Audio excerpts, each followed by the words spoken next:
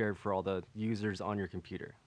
So pretty much that's the point of having it there. So best way to do it is to clear space on your computer first, and then go and move all the files off your drive and onto a separate drive. So I have all my contacts in here. And this is a solid state external, so I can actually use that stuff here. I also have my blocks and a few of my other reactor instruments just because I want them all in one place. Okay, so if you're having problems loading up your libraries and stuff and getting them linked, that's where it's at. Other than that, you can load up an instrument pretty easily into Kontakt. So I have this 808 Warfare pack just on hand. So it literally should just be a drag and drop like that. Pretty much every single time you go and load stuff up.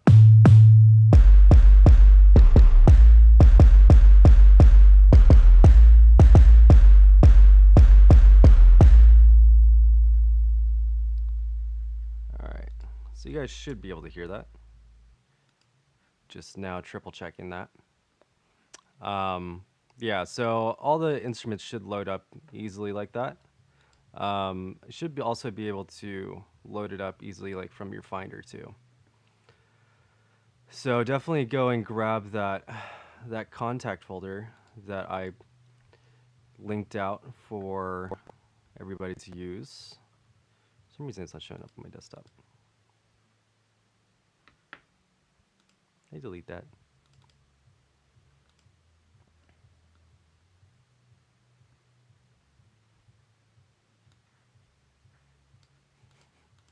It's crazy. I dropped it into the Discord, so it's definitely on the Discord. But yeah, so there's a ton of different user library sounds that you can just kind of drop and mess with. User library stuff is always super weird. Really cool stuff with just blending ambiances and then all types of drum samplers. That's really the big thing inside the user library. So just go, if you have an account with Native Instruments, if you don't, you can make one for free and then download stuff from there. Also a Reactor user library, and that one is much more extensive, where people straight up take apart Reactor instruments that already exist and rebuild them in different ways or add stuff to them. So there's a lot of really cool stuff in there. Yeah, so the factory library definitely kind of covers really everything that you'll kind of come into contact with in Kontakt, I guess, because like there's all types of real instruments that they have kind of emulated in here. One being the guitar.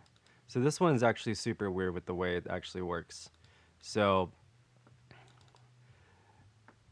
just to kind of like really make it clear, there's two parts of it. And with a lot of them, they'll have an actual pattern engine or they'll have a strum engine. So the strum engines will have pretty much one section of the keyboard allocated for the actual notes, the notes that you want to play, as well as allocating different notes for different stroke types.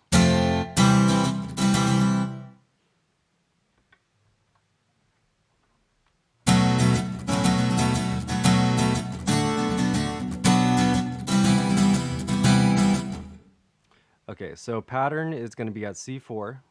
So I play at C4. It starts there. I have actually two running now. I'm just going to do the default. So we can turn off the pattern mode. And now we hold a chord with our left hand, which is going to be C1 up to B3. And then we stroke with our right hand.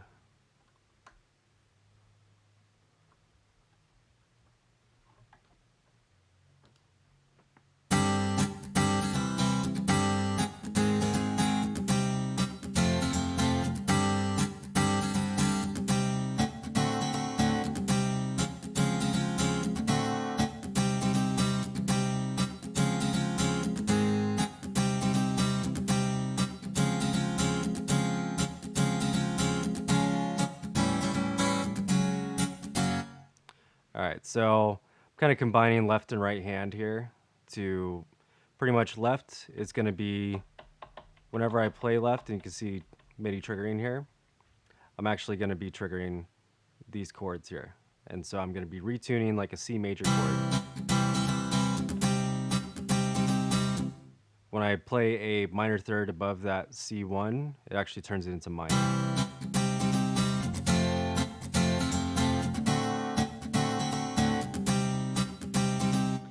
All right, so another thing to note, and this actually doesn't require that much music theory, is that it will use increments in the scale that you start from. So if I play, you know, a major second away from my C1, which is a D1, then it will actually play a D, but it will play a D7.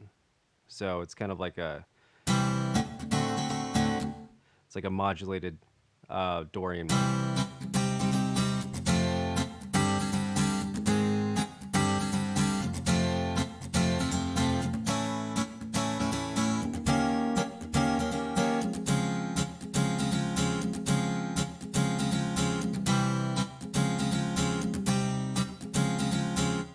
Okay, so now I'm just gonna hold exactly what I was just doing there, where my right hand is playing C3.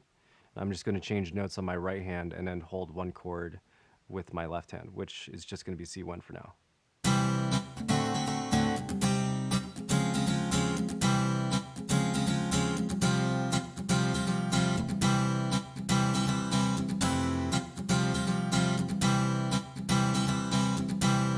All right, and then if I combine notes on my right hand, I believe it's up to 3 voices, it'll actually change the chord again.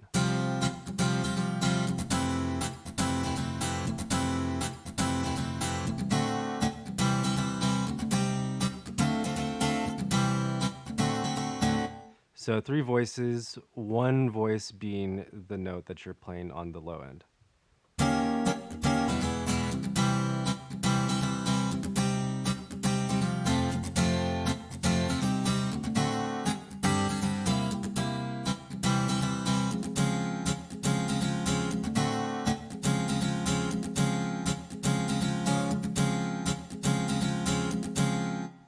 Okay, so then this latch mode here allows you to play pretty much the pattern, just trigger it once,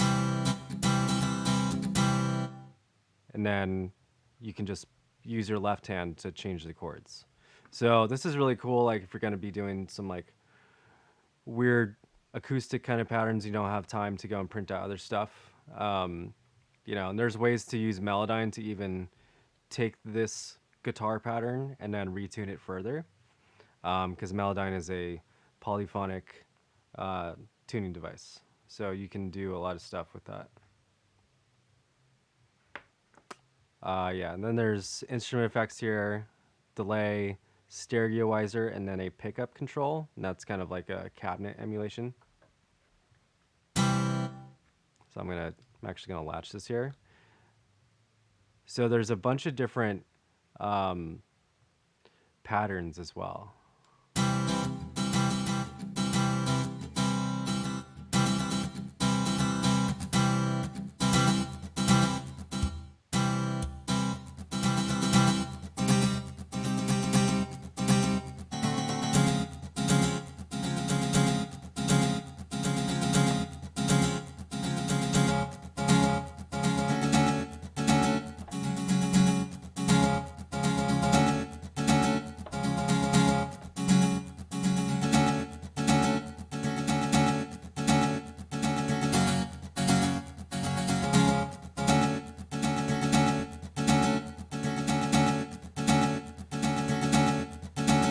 All right, cool. All right, so then you got another set of effects as well, an actual cabinet emulation, and then an EQ, and then a convolution reverb.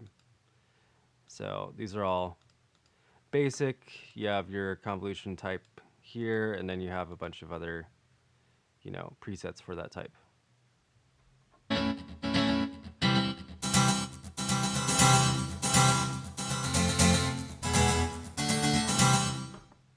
All right, so that's all right. and then different versions of that, kind of different recordings. You know, so you have like a large, which means like a large body guitar.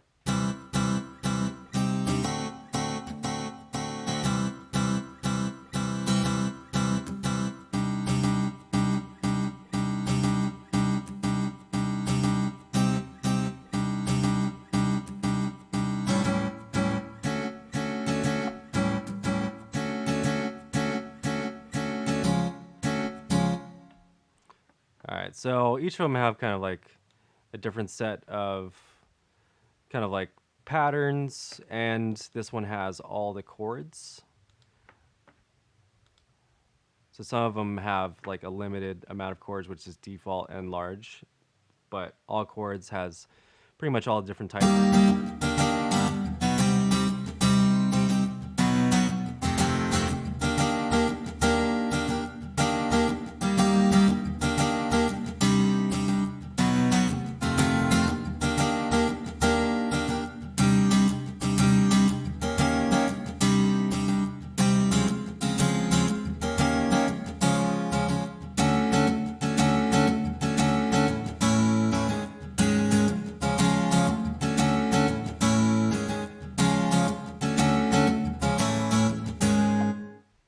All right, so a lot of cool stuff you can do with that.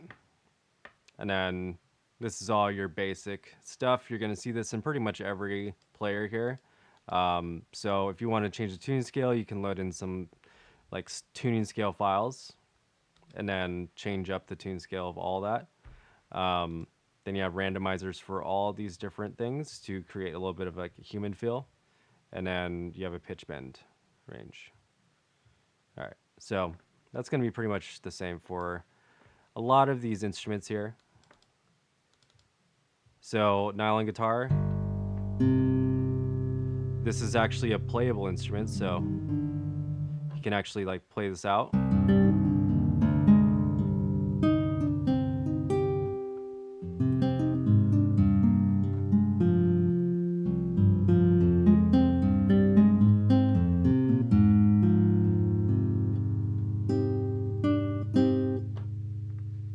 Yeah, this one sounds really good. I've used this on a lot of stuff, specifically for like more mood music and like ambient stuff. If I don't want to use steam pipe or something like that. Jazz guitar I've used on a lot of like kind of like hip hop shit.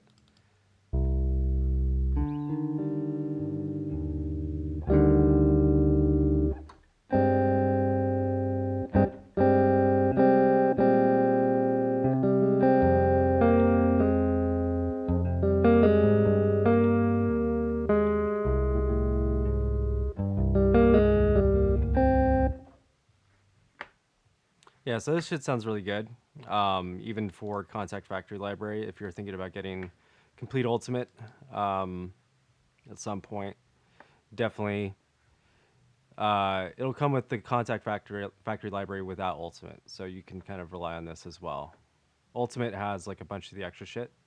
Um, I think I might actually upgrade my shit to the new 12 Ultimates pretty soon here. 'Cause there's a lot of like cool stuff. All right, so now in here you have beat loopers.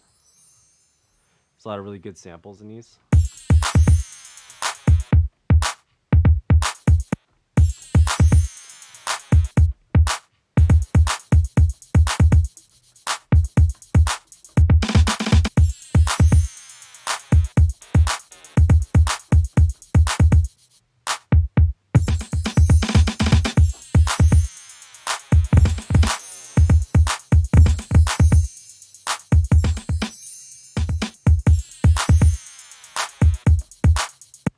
All right, so what I'm doing right now is I'm triggering the loop with C1, or actually not C3.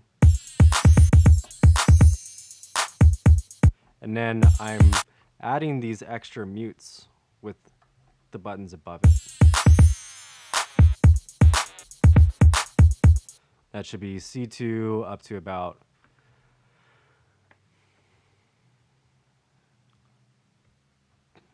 C3 to about G.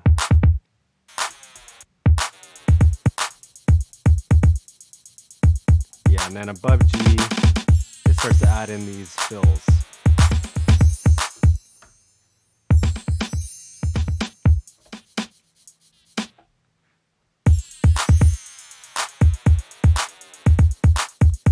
Those are our macros there. Okay, so then you can edit your actual patterns. So this pattern is going to trigger at F4.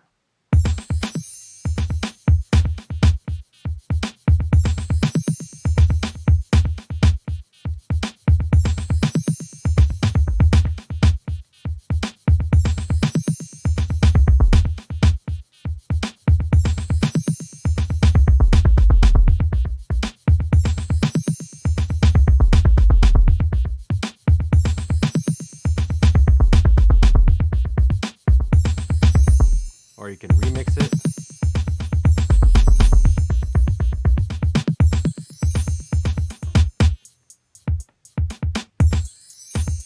Yeah, and then you can see all your different tracks over here. You can also select your tracks like this. So there's a lot of cool stuff to do with this. Then there's swing, quantize, latch mode, which again is going to be just turn it on. Add more steps to your grid up to 36, like a normal sequencer.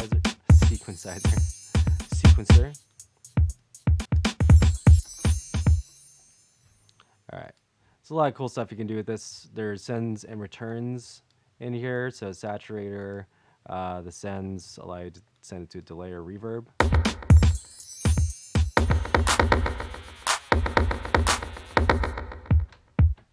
And then everything below, I believe, about C2 is going to be the actual kit.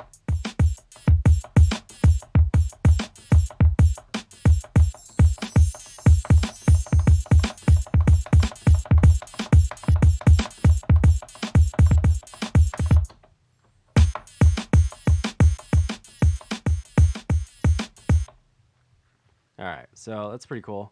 And then you can, edit your entire drum kit here. You can select your different slices or instruments, retune them, alter the sound, which is kind of like a band pass.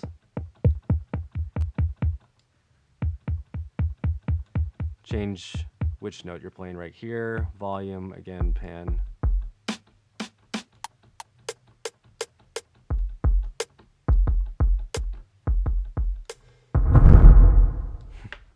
All right. So yeah, there's a ton of different ones in here you can try out.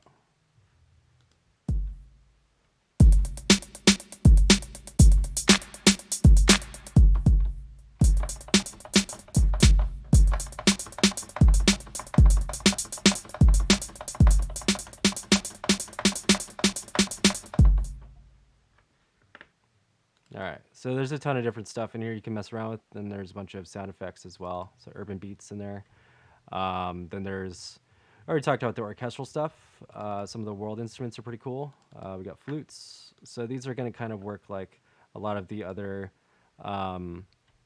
instruments that already exist in here, kind of like the strings and all that other stuff. So we have articulation types, which note to go and change those articulation types on. So notice that it is in the 0 octave range. So that means way below C3, which would be where it starts playing.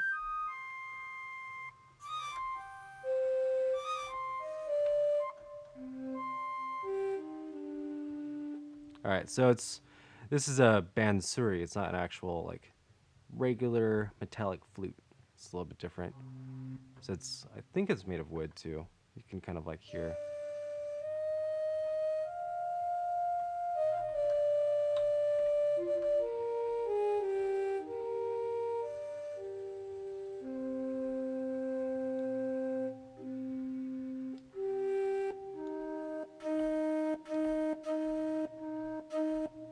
So I'm not a flautist, but these are kind of like talking about the articulations with the breath control. So a lot of that stuff is like the way the lips are contacting the instruments and stuff, and that's, if you're trying to emulate that stuff, knowing how it works is really, really crucial to the basic degree.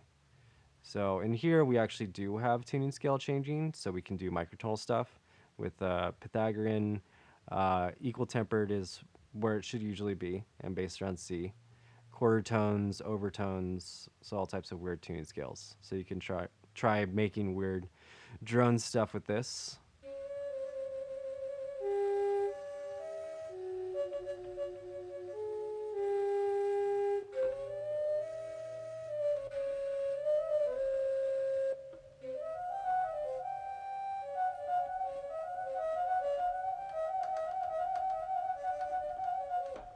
So that's me playing within 2 octaves.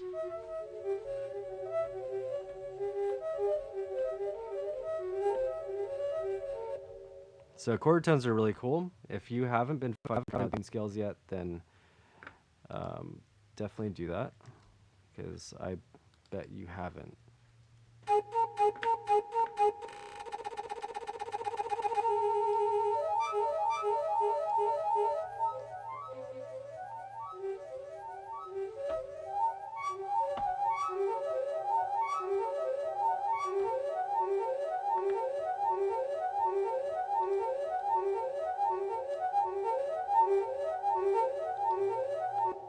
Okay, so that's cool. Pythagorean also is really interesting.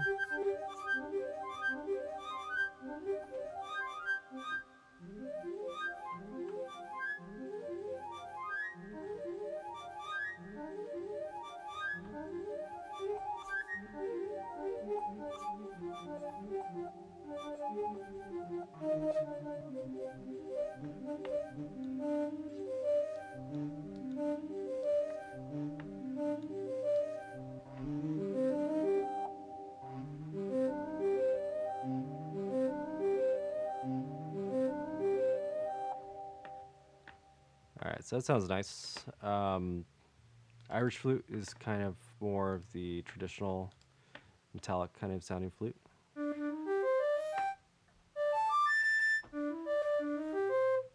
So it definitely, well, it has no effects on it right now. But also, you can just hear it in the timbre. It's a little bit more dry, doesn't have as much body. Wooden instruments always have way more bass, whereas brass instruments or metallic instruments have more definition, the mids and the upper register. So, like a shakuhachi like this is, those are really small. So this also should be made of wood as well.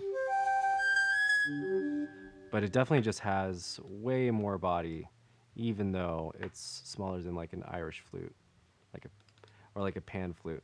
They just have way more resonance to them. Yeah, so a lot of these kind of work the same here, like recorders, reeds, reed instruments. These ones are really interesting.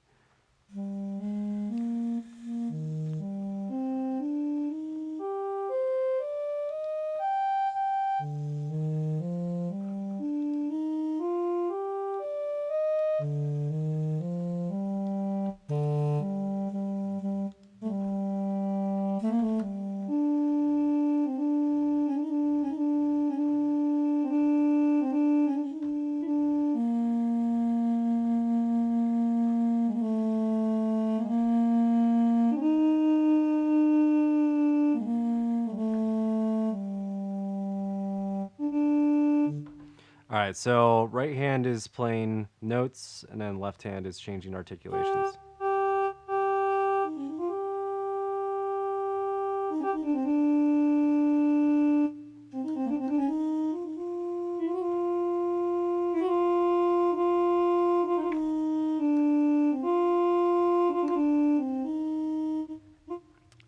All right, so if you're not like Hans Zimmer, where Hans Zimmer is actually not the best at, I guess, music theory, and he will admit that. Dude, yeah, no, for real. And I'm glad you guys came through. For those that did come through, I'm not going to really advertise today because it doesn't matter. And honestly, if anybody wants to go and get this shit in particular, which I don't think is very pertinent to the course, they'll just go out of their way to go and get it, and it's fine. So I appreciate you guys coming through. I'm definitely escaping with this as well. um, so Celesta, this is probably one of my favorites. I use this in so much shit. And one thing I really like about this one is that the instrument controls do the chord filtering.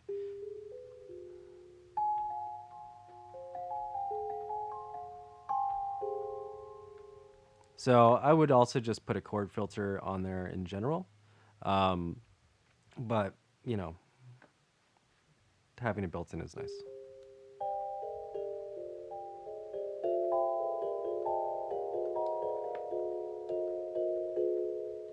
So I like ninth chords. Dominant's a little too major.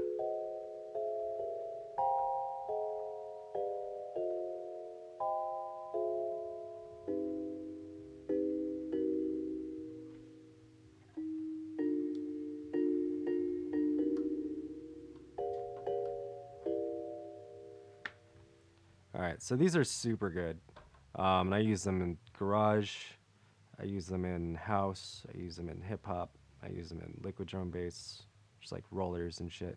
That's my definition of liquid. A lot of people associate liquid with like Netski, but that's, in my opinion, that's big room drum and bass. It should be redefined because it sounds like literally the same exact construction as big room house, just with drum and bass. All right, so decay actually is locked to this style. So there's a dampener which will kind of mute it, low pass it, and pull back decay. So it's not a quick chop. So I like that one. I usually turn it on damp. Solo is going to allow you to kind of like pretty much be in a almost like monophonic mode.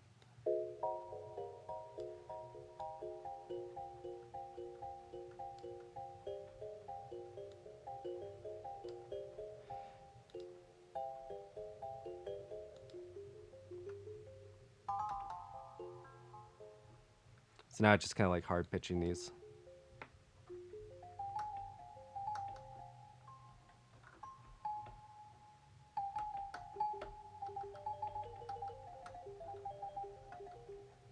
Sounds like a pachinko machine. Anybody knows what that is? All right, so then there's articulations here as well. So the upper grace.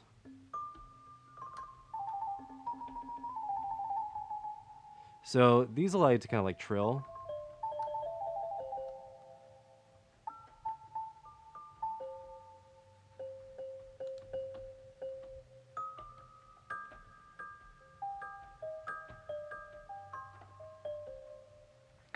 I use this stuff in a lot of like professional sound design stuff where people want like really clean, unique sonic branding and shit. I usually kind of go with this, and then if they don't want it to be too obtrusive, I will take this, layer it with a sine wave of some type, and just like reverse this sound, use the timbre tail of this sound, and then just make the initial transient as just a pure sine wave. Music boxes are really cool. I definitely use these. Not really this one. I like. There's a couple from Bosco Mac that are really cool. And Bosco Mac is a different designer for Reactor, and there's a really cool plugin that he's made for that. But yeah, it kind of sounds like a kalimba, but they also have a kalimba.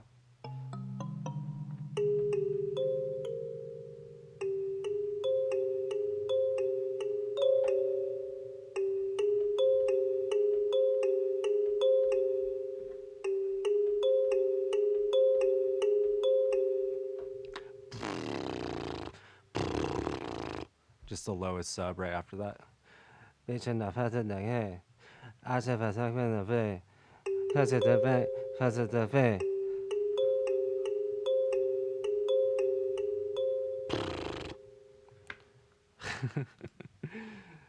Cut. It's done, man. Fucking trunka. These are interesting. The harmonium is actually really interesting. So these actually are worth noting because they have these two different groups that are kind of mixed together.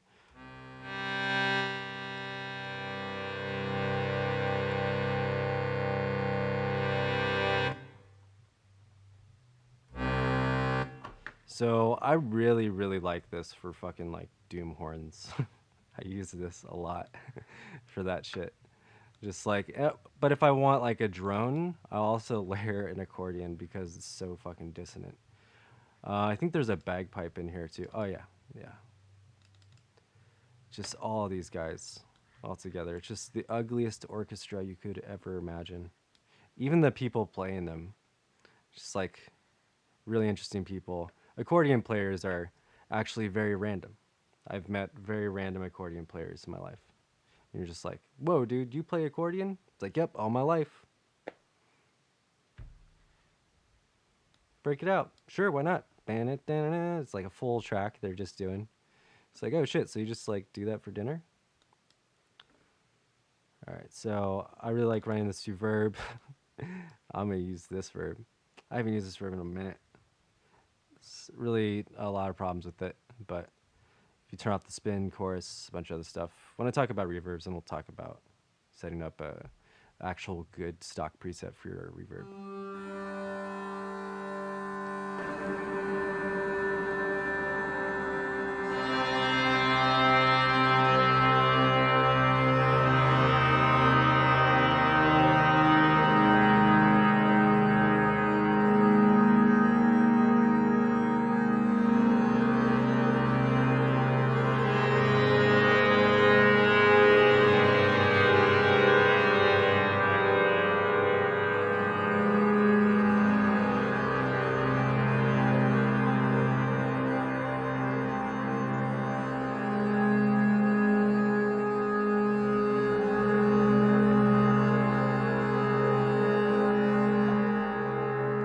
Alright, so these are super cool.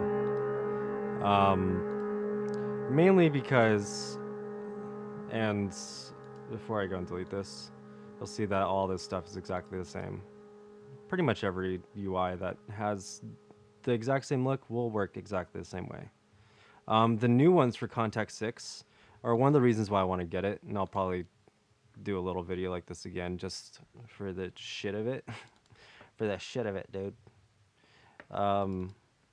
Yeah, just to kind of like show those new UIs because they're really summed up. Kind of like taking after outputs design and a lot of different other Kontakt players. I have a bunch of shit by Sonic Couture and other things that I actually don't have installed right now, but yeah, those are pretty nice instruments. Just one more world instrument. We talked a little bit about this. I just didn't have the sound on.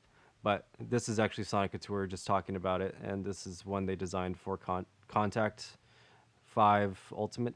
So it's just a gamelan player. It's actual sampled gamelan, which is really cool because those things are very, very unique. Every single one is made by hand.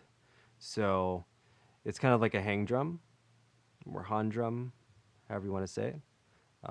Those look like Koopa shells, but made of metal. And then you tap on them and they make all the different resonances. Those are all made by hand. And so, like, if you want to actually play one or get one, you have to, like, be approved by the Society of Hang Drums. Because they just don't want any old wook using it. They want the right wook with the right vibe.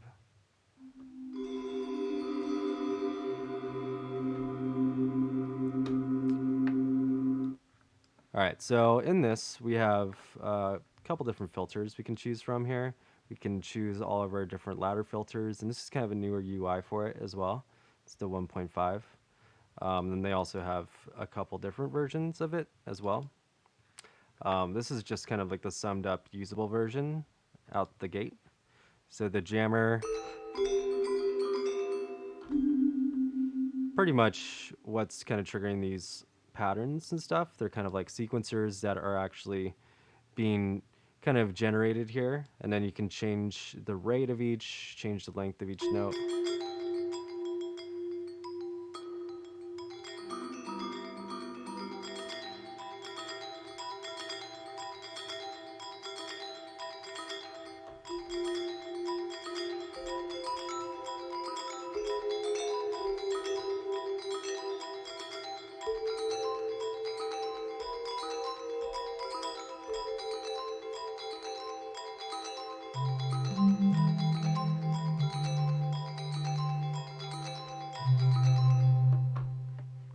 Alright, so this sounds pretty cool. I really like the gamelan. Has a lot of like texture to it. If you're looking for like world stuff, that's definitely a good spot.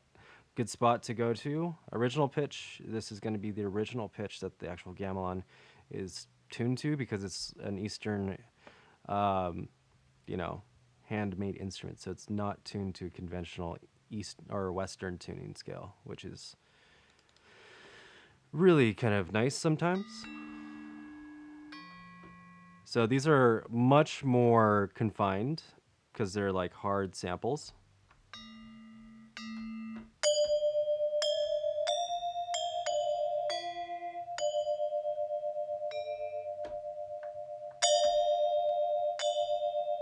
Yeah, so there's a lot of beating with them. So these are actually going to be on different like keys for all of them. So if you do core instruments, it combines all of the keys together.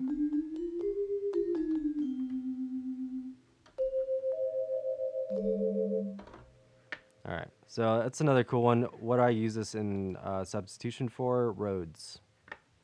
So Rhodes samplers. I will probably use something like a gamelan as a exception to it.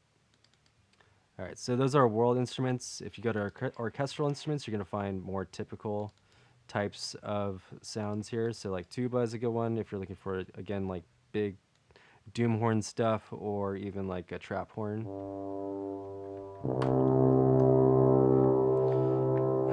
So you definitely have to play it, hard in order to get the actual sound out of it. Also set it to the right articulations. So forte, usually going to be louder. Sforzando means like loud if you want to, but we want it to. Like when it's written into music, it means like get loud as you want to and for as long as you want to within this very small amount of time. So it is still limited.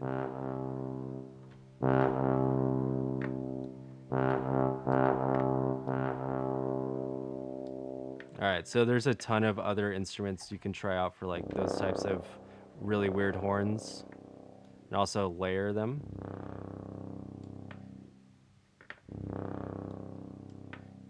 All right, so if you're trying to layer some like doom horns, French horn is also another one.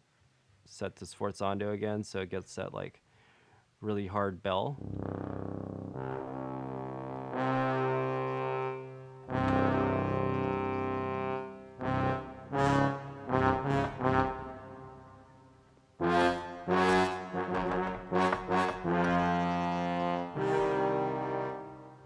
Also, trombones and the ensemble as well. That'll just combine multiple um, kind of like recordings together, create a kind of orchestra. So whenever I do this type of stuff, there's two layers of blending you actually have to create for um, an actual real orchestra if you want to actually make it sound real. So you want to blend an early reflection with a long reflection, and I should definitely use a different reverb on this, but just for the moment. Yeah, so I usually blend it with a early reflection, which is small, so a room verb. So I'll blend each of these room verbs together. So it's like I'm recording the guy in a space or whoever in a space. And then I'll put all those in a space.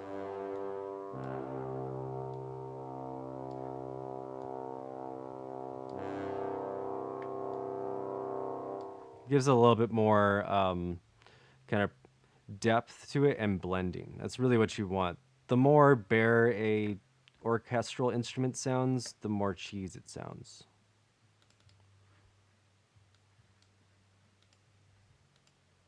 And it just really takes away from the illusion that it is kind of like a real instrument.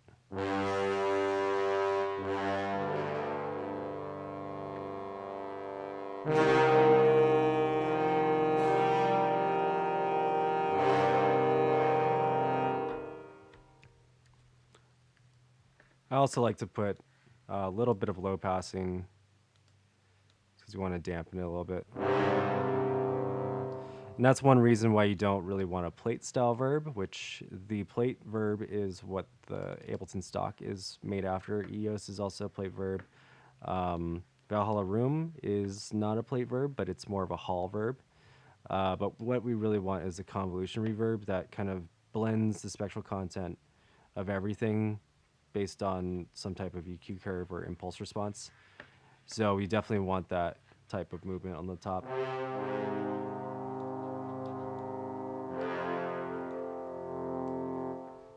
And then also with these samples, they're just not recorded very well. And I know this because I just have heard well recorded samples. This is something I would use OTT for in a orchestral setting specifically. If I'm going for hype, then I'm going to hype it up. So definitely want a little bit more roundness to the lows.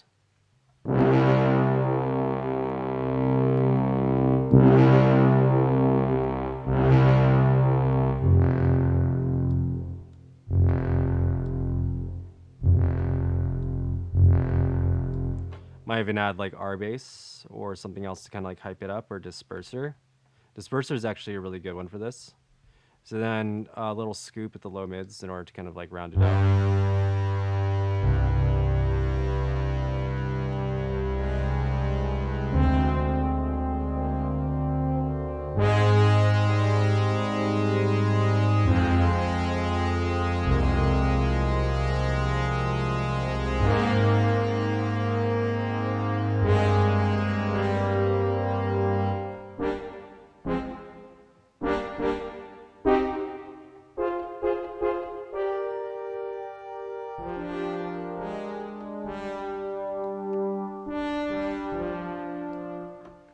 Okay, so that's kind of like all these guys here. Gonna find a lot of the same stuff in all the strings and stuff. I'm actually just gonna keep on building out this one instrument here because now we can blend this stuff. And actually, this is a great time to talk about the mixer. Let's actually bring that up here.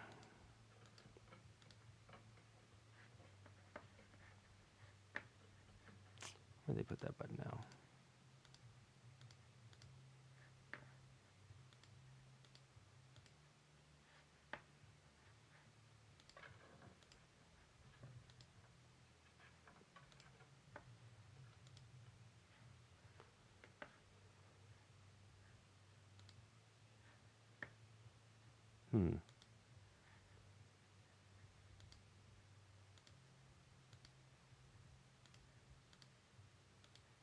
All right, well, I guess I like that.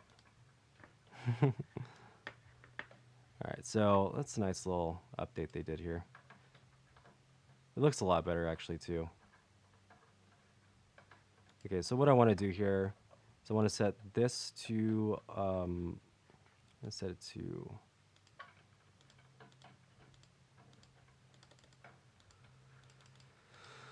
come on boy, select. There we go. Just put that to stereo 1 for its output.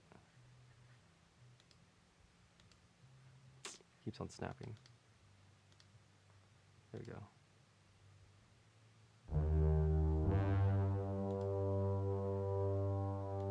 Ah, okay, well, not gonna worry about that right now then. Okay, so I like to filter right here as well, but mostly send them out to their own outputs. So again, that was up in here. If you have an older version of Kontakt, it definitely doesn't look like this. It kind of comes stock just down here.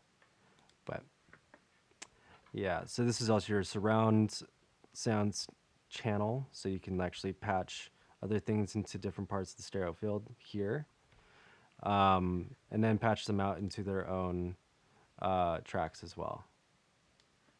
Then you have general volume for a click track and a tuning fork that you can go and tune everything with.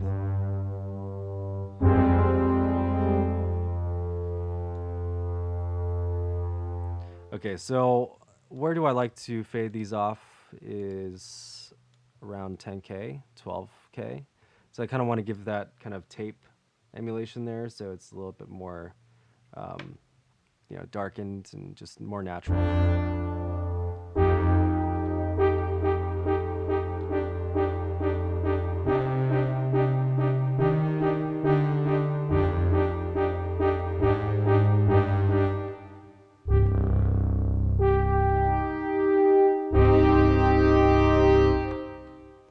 Okay, so now if I go down another octave here, I can actually change my articulations for all the instruments that are playing.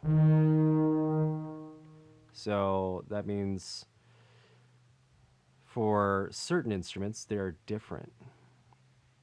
So actually, let's change that. So all of them here pretty much are C0, but the tuba. So we can set that right here. So let's go C0, C sharp 0.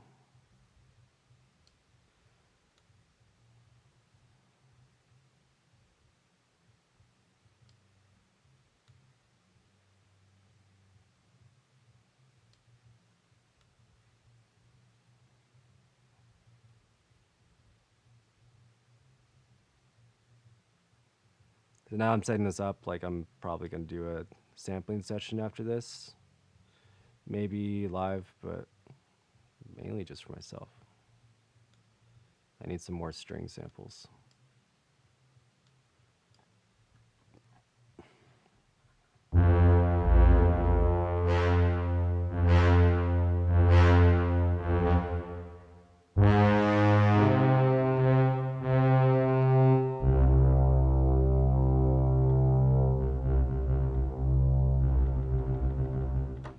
Ah, so that's why. So we actually have some notes down here. That's fine. Let's leave it for now.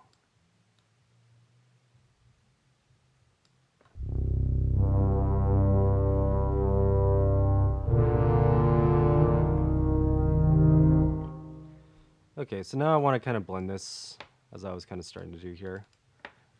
So I want to get a cello solo. This is going to be our kind of main cello, first seat, first boy. And that gets the big verb because it's in the big hall. It's not isolated in the corner inside of the orchestra. And I might have a first seat violin, so that's solo as well. And then we get ensembles. So string ensemble, that should be the main beef.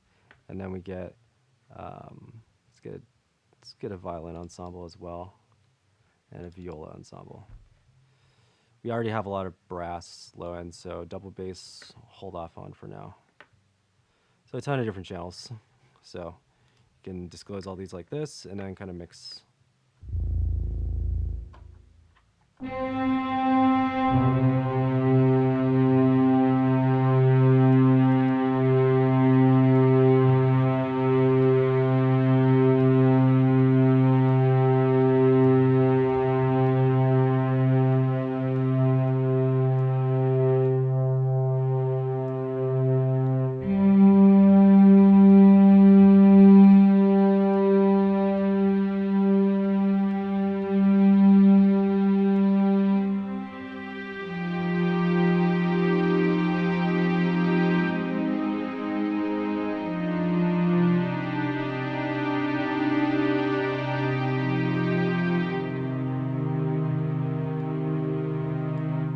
Alright, so I'm going to spread out this orchestra now. If I was doing this live, I would have the tubas probably stage left.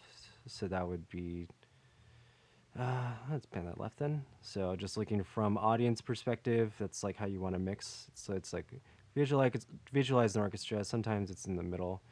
Most times it's off to the left. And then the double bass drum or whatever is kind of like balancing it out. So we got a bunch of other low instruments as well.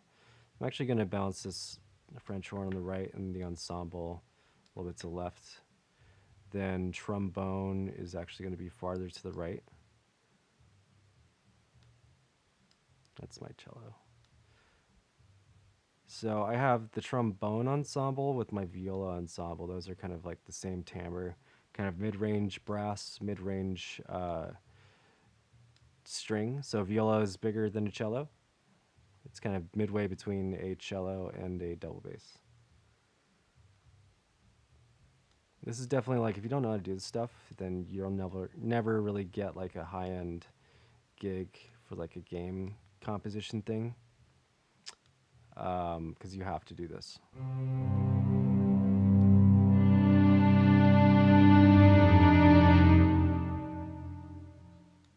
so our violin ensemble is too loud right now.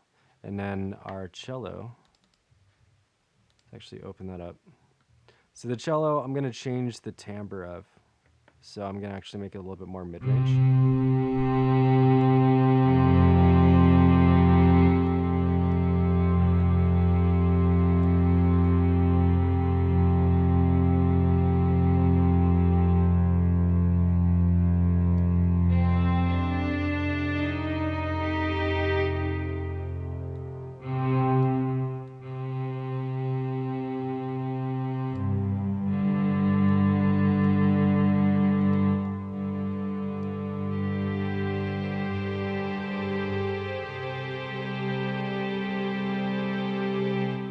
All right, so what I'm doing right now is I'm playing all these at once, but we still have MIDI channels in here, and I can go and patch in as many MIDI tracks with as many sets of MIDI pretty much into Kontakt as I want. You know, well, up to 16, but I can patch into different ports. So, you know, that's a lot. So there's 4 ports, each port has 16. So that's enough to party. And then that is also one instance of Kontakt.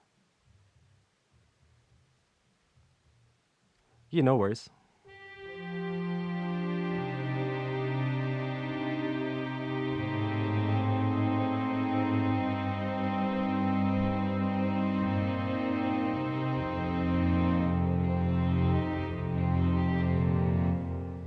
All right, so I'm gonna make all these strings kind of a different. It's gonna be pizzicato, staccato vibes now.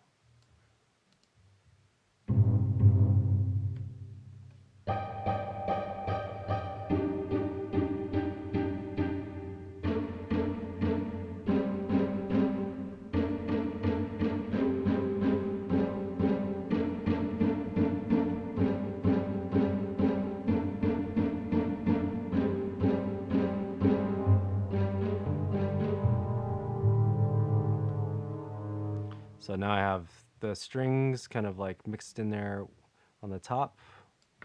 And this is actually gonna be staccato too.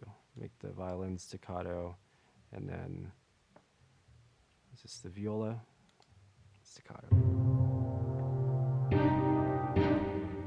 Just want the cellos to be pizzicato because pizzicato means that they're plucking, and that gives a lot more transient. So you want a mixture of pizzicato and staccato to like kind of accent each other and kind of fit together with one impact. And then we have sustained notes on the bottom, most of them being brass instruments and stuff. So that's kind of a easier way to kind of manage the sustain of your notes, like on a big orchestral kind of sound.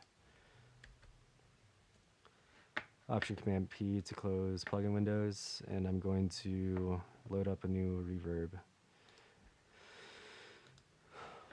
Okay, so I'm gonna get the convolution from here. It's pretty accessible.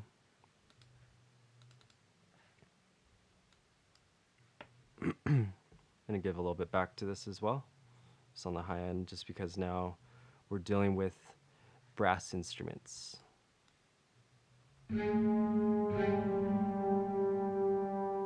Well, not just brass instruments, but string instruments too. So I do want a little bit of the air above it. So with air on brass instruments, it becomes a little bit too shrill, depending on what you're trying to do. So like if I'm doing orchestral brass, then I want it to be a little bit darker and smeared. Whereas if I'm doing jazz brass, I want it to be very upfront and defined. So those are 2 different sounds. And then if, say, you were mixing mariachi music, which is like literally like the Jay-Z style, like high-end mixing engineers of Mexico, is like mariachi music. And like that stuff is really up close, ton of distressors straight on the actual trumpets and stuff. And recording a bunch of like jazz musicians at Fantasy Studios, like that was kind of the setup that we went for every single time.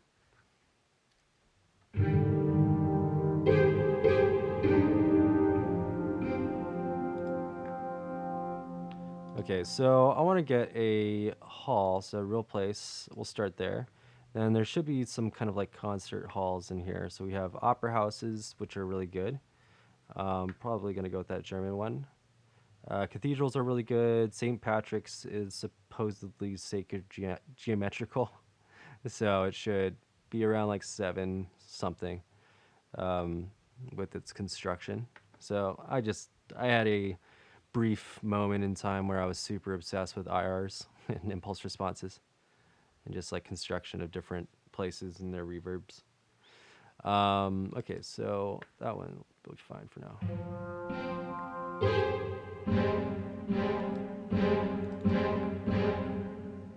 All right, so when I go and like actually do this, I would make this cello solo and all my first seats their own track. So your first seat always should have its own track, so you're not locked to MIDI, and you're also kind of thinking about it singular, as opposed to a blending. So Kontakt is really, really balanced though when you go and combine instruments like this. So you'll be able to balance a ton of instruments inside of one player, like this though. So definitely, you know, don't be intimidated by loading up a multi-instrument like this. So this is actually necessary if you're trying to do big orchestral stuff. And orchestral stuff is pretty relevant to halftime, drum, bass, and hip hop in general. Like if you actually want to go and make the sampled content that you're actually sampling every now and then, if you have the time to.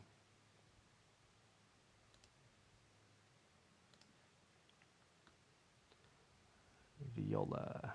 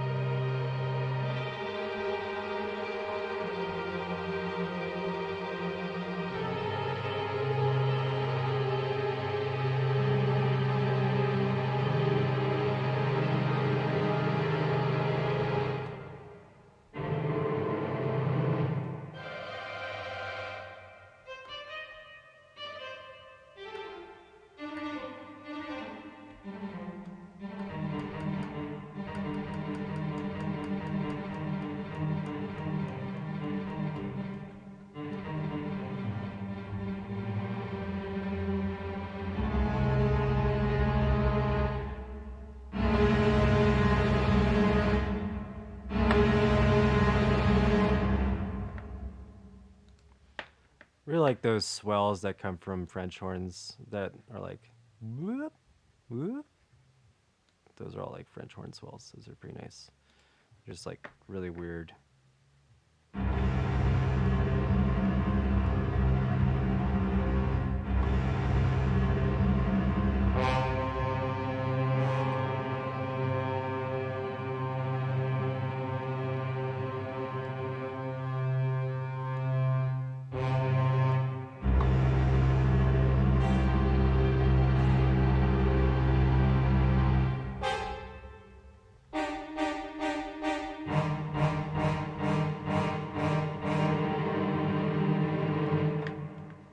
Cool. All right, so definitely go mess around with that. Like just theory I just kind of talked about there. There's like a ton of shit there I just taught that was like super high level shit.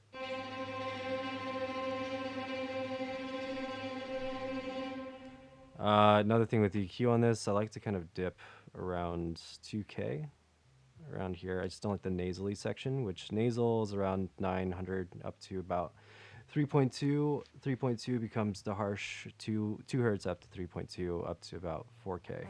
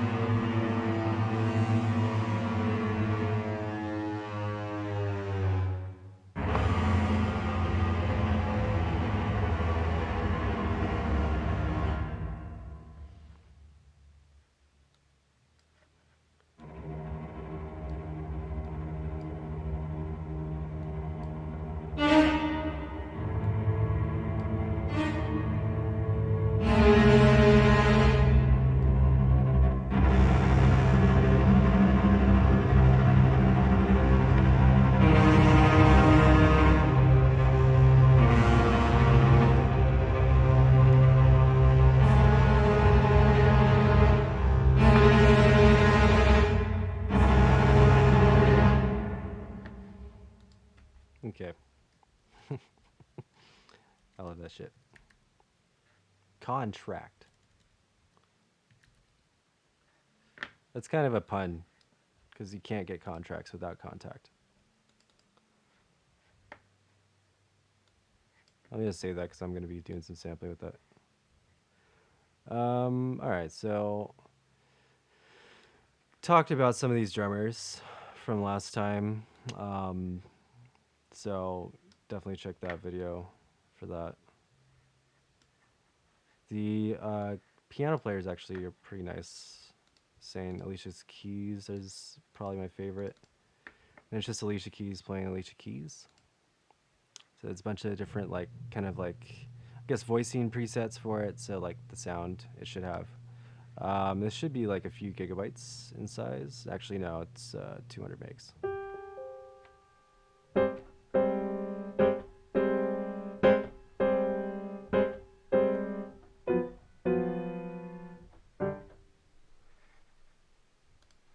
So yeah, this one's super good though for like creating just differences in like the sound and stuff just for a really up close piano.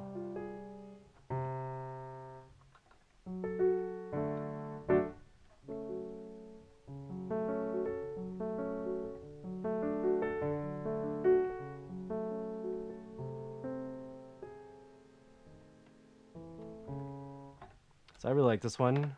There's like a couple different Kontakt players that kind of like have more kind of, I guess, analog sounds with them. But for the most part, what they actually do is they layer like a bunch of different textures. So they have like probably about 10 mics on this key, on like literally on one key. So every single time a key triggers, there's digital ambience, which that's going to be a mixture of room ambience and convolution verb. Then there's a stereo imager, and then kind of gives you two different positions for that stereo imaging. So artist perspective or stage perspective, which is audience. And then there's release fades for release triggers. So we saw that on sampler, how that works. So it goes in loops on a different sample, though, in this case.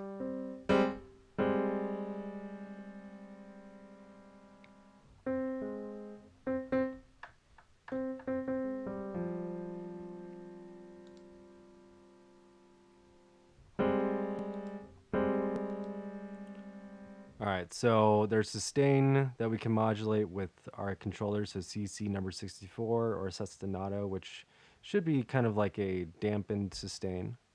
So we have resonance as well. Voice is going to add more overtones into the sound.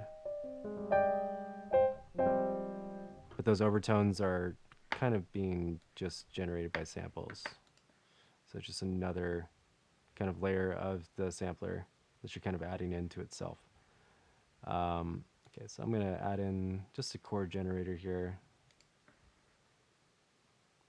Also, just another note before I go and load this on. Um, if you want to make a piano sound real, and this goes for also, strings and everything else, and just doing live, real sounding sampling, because this is like impossible if you don't do it this way to actually make it sound real. Say if you're just making like a chord, and it's gonna be like minor or whatever, C sharp minor. So I'm going to put the root down here, and then I'm going to put the third up an octave, and then maybe another root, maybe a seventh, minor seventh. Okay, so I'm going to do that, but this is perfect right now, so it means perfect velocity, perfect timing. So we need everything to kind of like be imperfect by micro amounts in order for it to actually sound real. So if you like kind of put yourself in the shoes of like an actual player, you always got to like think about, all right, so what part of the keyboard would you accent first if you're actually playing a piano? And that would usually be the left hand or the low notes, because you're trying to play that one with a little bit more power than you are with the high notes. Different weight of hammer if you're actually on different keys, and real like a real piano. And then that right there, where I just created a chord, but actually walked into it.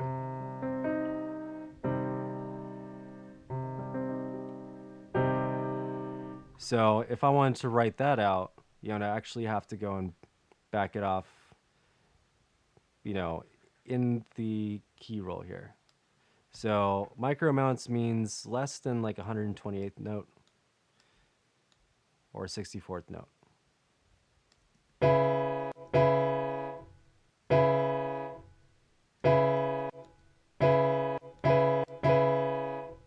See, that would even work as well, where this kind of like trails off and is played last. And maybe even adds another note halfway in between the chord.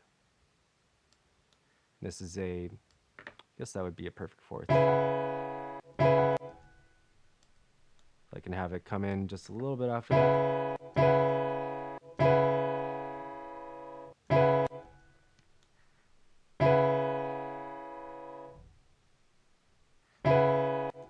All right, so then, also with the power stuff, so, that means I'd probably make a curve kind of like this, so going downwards as opposed to upwards now. So higher notes played softer, lower notes played louder. So that's just a quick curve, but definitely go and modulate this by hand. Say if I do want this, the highest minor seventh to be kind of like accented here, or even make that last note just a little bit lower. So this is like a way to actually mix your chords before you even mix your chord. So, definitely want to go and do this before you go and, finalize what you're going to do with it, like freeze it or even record it. So like the octave range is like this, where this goes into more like counterpoint voice leading kind of stuff, where, I'm going to have my lower register, because the piano is a full ranged instrument. So that means it can have all of the notes played. It can have 32 voices played back if you wanted to. Be insane, but that's like anybody pre-DAW. The piano used to be a DAW, literally, because it had all the notes. So composers used to sit and look at a piano and think like, oh, up at the high register, that's a flute. So a flute would do this, and then, but then like the low note might go. So it's actually just layering notes underneath the chord, and then the high notes do all the pretty stuff. They actually get to tell you the story, where all the low notes are just really setting the background and giving the foundation. So if they're kind of based in tension, then they might be 3 octaves away from each other, but still one semitone apart. So that's me playing a C1 or C0 and then a C sharp. So you can like kind of layer that, on a big string or orchestra sampler that I was just doing. And then that'll create a ton of tension and instant mood with zero music theory really involved. Just, I guess the music theory is the voice leaning, knowing what that means, but you can actually create that for yourself if you just kind of know how, or just have a good sense on how notes should be organized. Some people have perfect pitch. Everybody has relative pitch. It's just varying degrees of that relative pitch, really.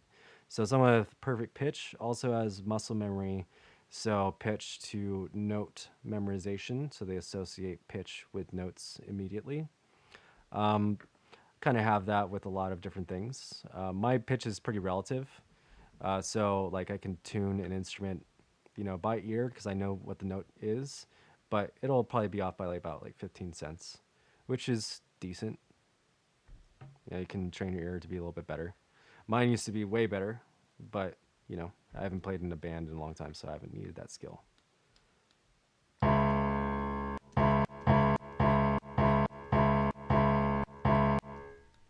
right, so now I'm going to push this up really high here, and then I'm actually going to push the volume a little bit more because now it needs to kind of outshine these lower notes.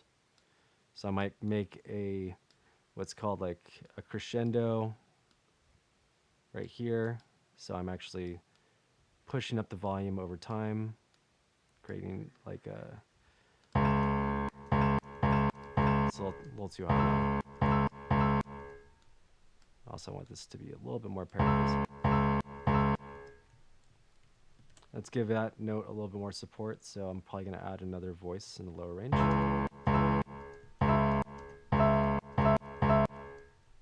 Just give it a little bit less volume on that.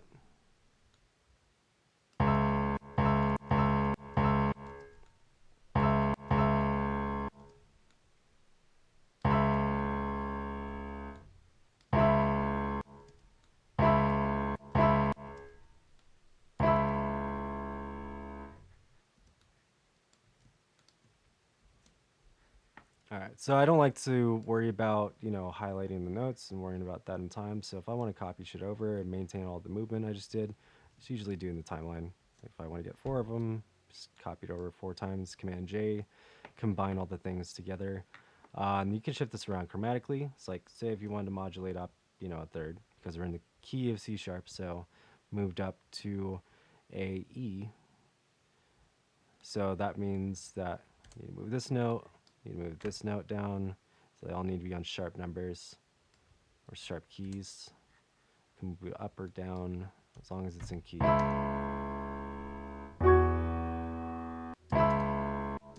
And then maybe move this in key as well. Let's say, let's move that up to that'd be a 5th right there. That's chill. Okay, so that's chill. That's a minor 7th. Minor 7th, that is a perfect 4th, and another minor 7th. So that should be fine. Usually when you modulate 5ths chromatically, it should line up.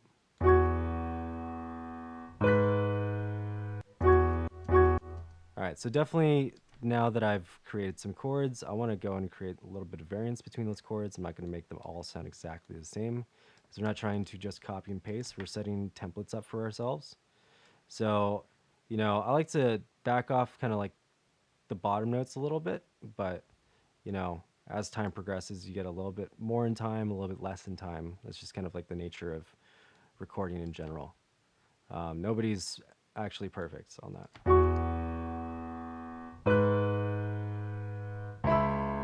So some people are just better at letting go. Really, that's really it. So I'm gonna pull down these low notes a little bit just for these 2 inner chords here. And then another thing I do is I'll have like kind of a crescendo between chords, so that I can highlight 4 notes like this and then have it get louder over time.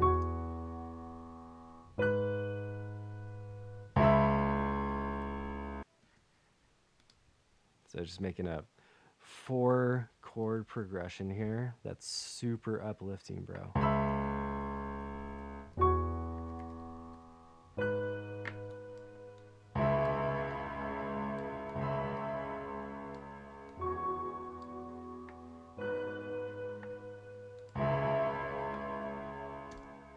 All right, so this is info that you can use with pretty much any piano sampler, and you have to.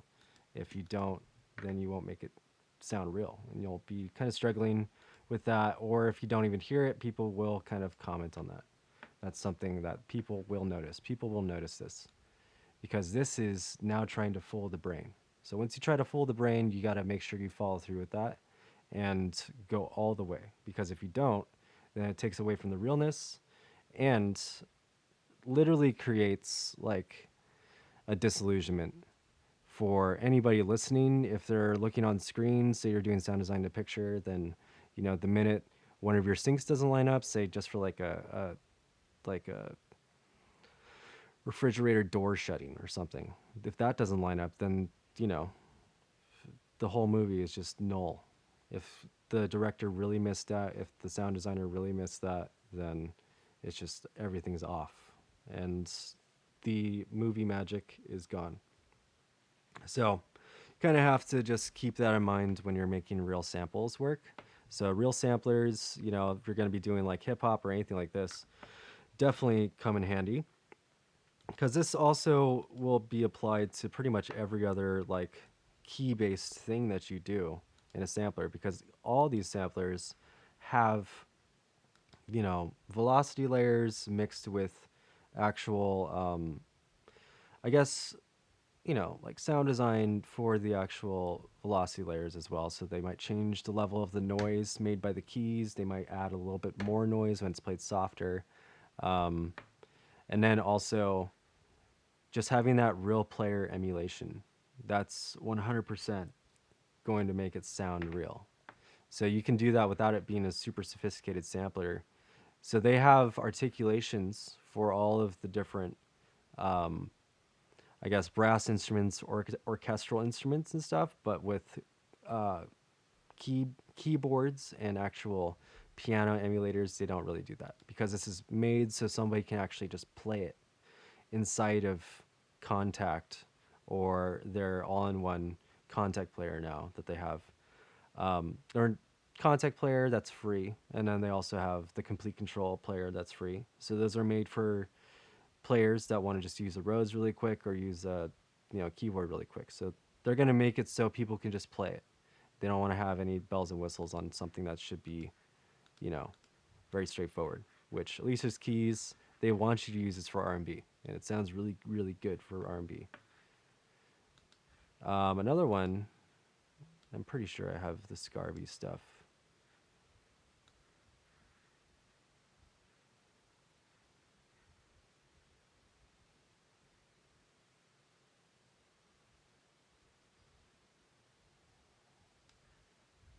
Vintage keys, there we go.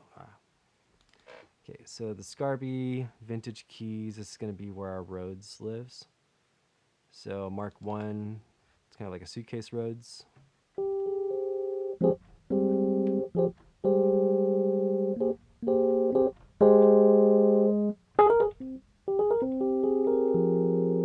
So a Rhodes works like physical modeling in a real sense as well, because there's multiple things that kind of come into play whenever you strike a Rhodes key. Is you have a tine being struck by a hammer, which is also like a transducer, and the tine is actually this like metallic fork, and so whenever you touch it really soft, you can actually hear the tine. If we were to load up electric,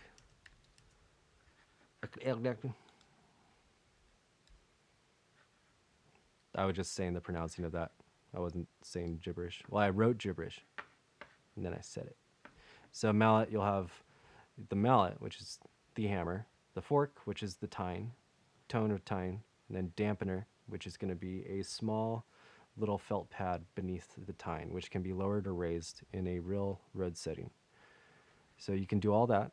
And then there's a small pickup beneath that little tine that goes and allows you to capture that sound. So this is before FM was really a thing, but it's really similar to FM, but it's like actual physical modeling, similar to clavichord or harpsichord, uh, that which clavichords and harpsichords are completely old. They're not new instruments, but with the basic piano, you have felt hammers, um, which could be harder or softer depending on whoever made them. And then on a harpsichord and clavichord, you do not have felt. I believe on a clavichord they are wood, and then on a harpsichord they are metal. Can't say 100% though. So yeah, two different ways to strike. So whenever you think about physical modeling, you got to think about all of those pieces. What's striking the surface? How is it striking? What's the texture and construction of the thing that's striking and the thing that's being struck? So your string is always a comb filter, and then your impulse is always some type of noise hit or just a hit in general. So all that's being just recorded here in a electric setting, which is Applied Acoustics Lounge Lizard in a small form. Lounge Lizard is probably the best one I've ever found, probably the best one in existence, because they're like literally a company that's built around physical modeling, so 100% very beneficial stuff. Oh yeah, I appreciate you guys come through, Lamborghini Riot.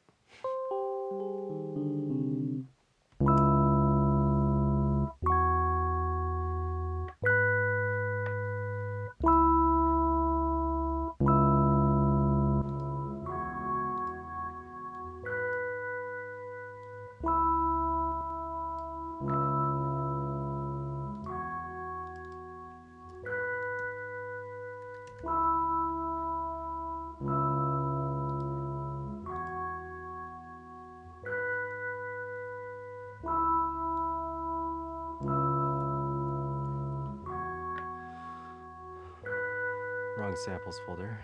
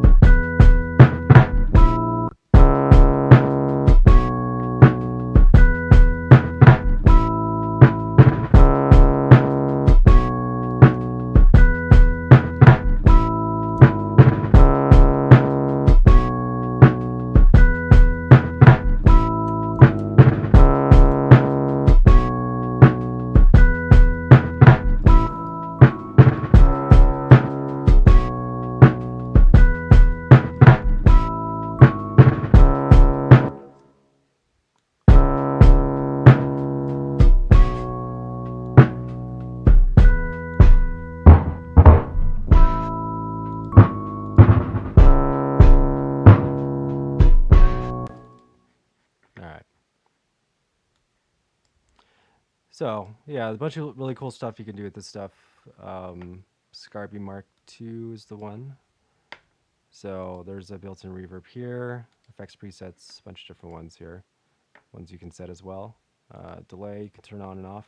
Instrument noise, these are two different sets of sample groups that you can turn up the release noise and turn up the level of like the fork strike.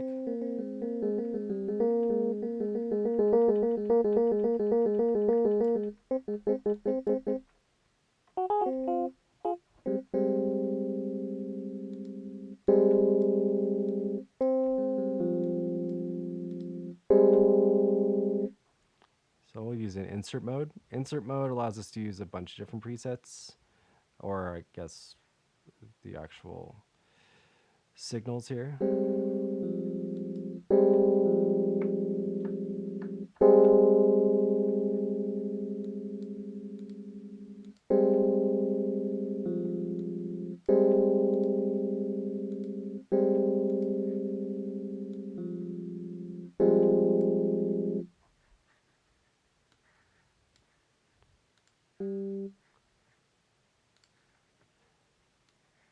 Oof.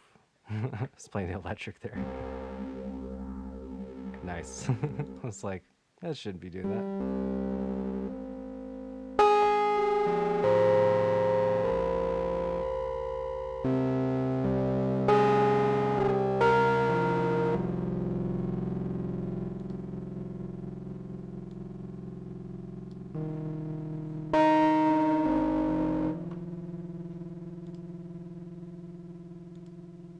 So you can turn on your, I believe you can turn on both at the same time, the insert and sends. These should just be different things in line on the actual, contact player level. So it's not actually like tied to, some kind of script.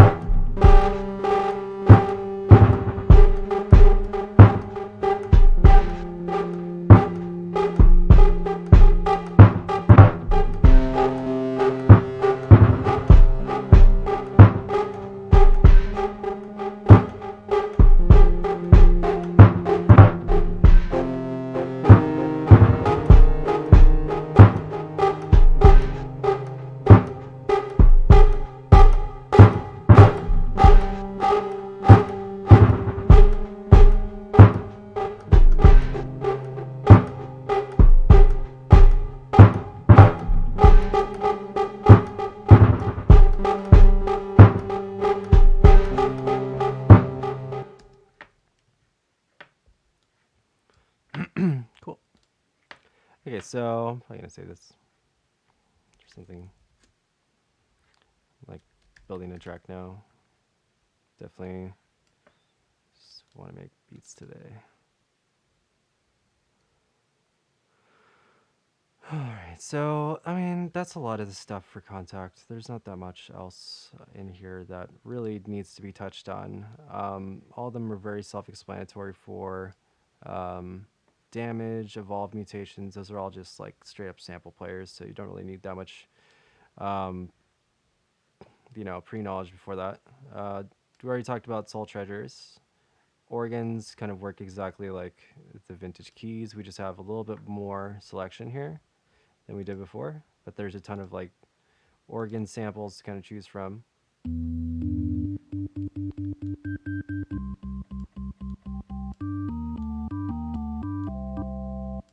What are these? Are partials. These are partials, so you can actually bring in and out different sine waves on the sound, but again, they're going to be samples.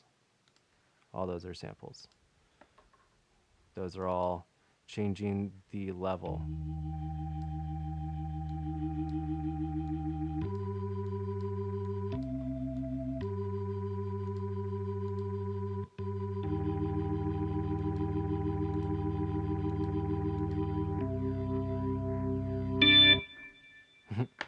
All right.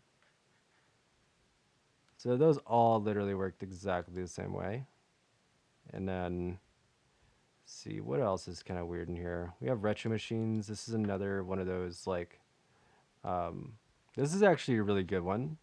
If you haven't touched retro machines, I highly recommend you do, because we have like a ton of like sub basses in here that are from actual analog hardware instruments, so you can kind of get kind of like heavy, kind of like sawtooth Moog basses out of this.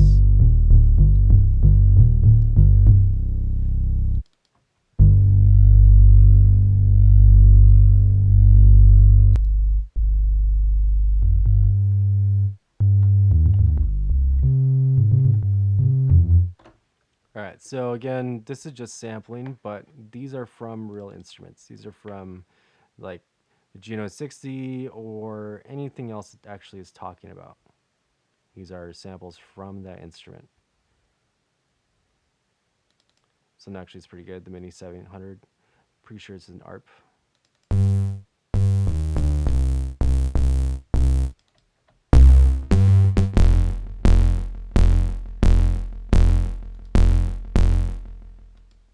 So I'm actually just stacking stuff here and it actually sounds pretty decent.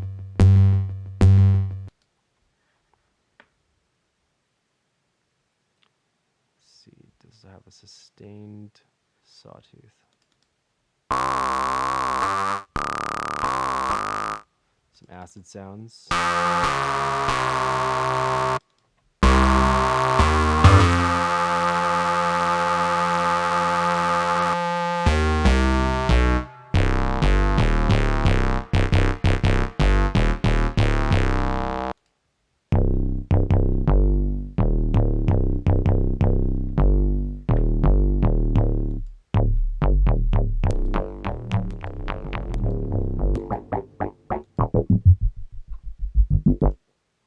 Okay, so those are all sound variations. You can use this morphing function to just morph through them. So this is just literally changes parameters on this over here, probably the biggest part of the script, where it just controls everything. Arpeggiator, you can turn that on or off here. You can change the pitch of pretty much each couplet of sound, so every fourth note, every third note, or every second note, you can turn that on here. So it only plays new notes in groups of 4 though, so you do need to kind of set that.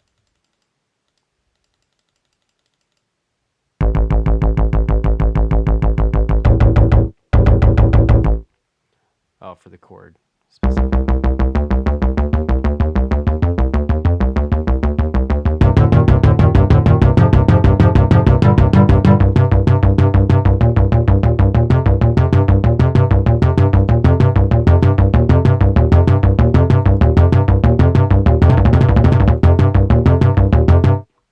right, so if you take it off fixed chord mode, you can, you know, it's going to tell you your played note and then transpose it.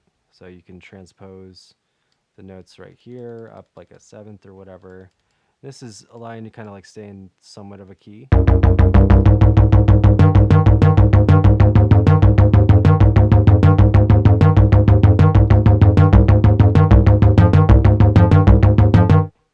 right, so notice that in every group here, we can change up these note variations. So we still only get that limitation of 4 there, but we can kind of mix it up a little bit. And then there's perform modes, which these are going to be your voice engine things, literally just for going, polyphonic by default or going mono, adding. So mono is going to be solo, legato, or glide.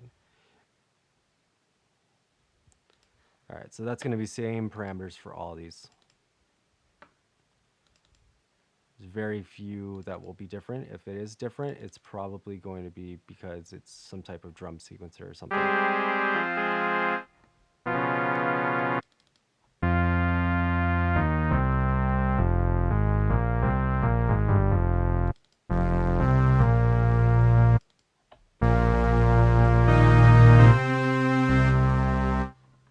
So this is another really easy one to just start stacking. So like if you want to go and just create some kind of like Vangelis chords or something, this is a really good one to kind of start from. So digital machines, this one's going to have just a bunch of random ones. This one's pretty decent, the DX7.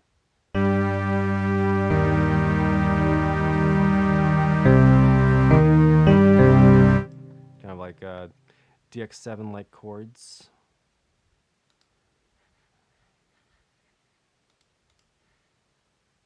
Okay, let's start a new instrument here. Or new instrument bank. Oh man, doesn't restart it anymore. Cool. I mean, that's actually cool.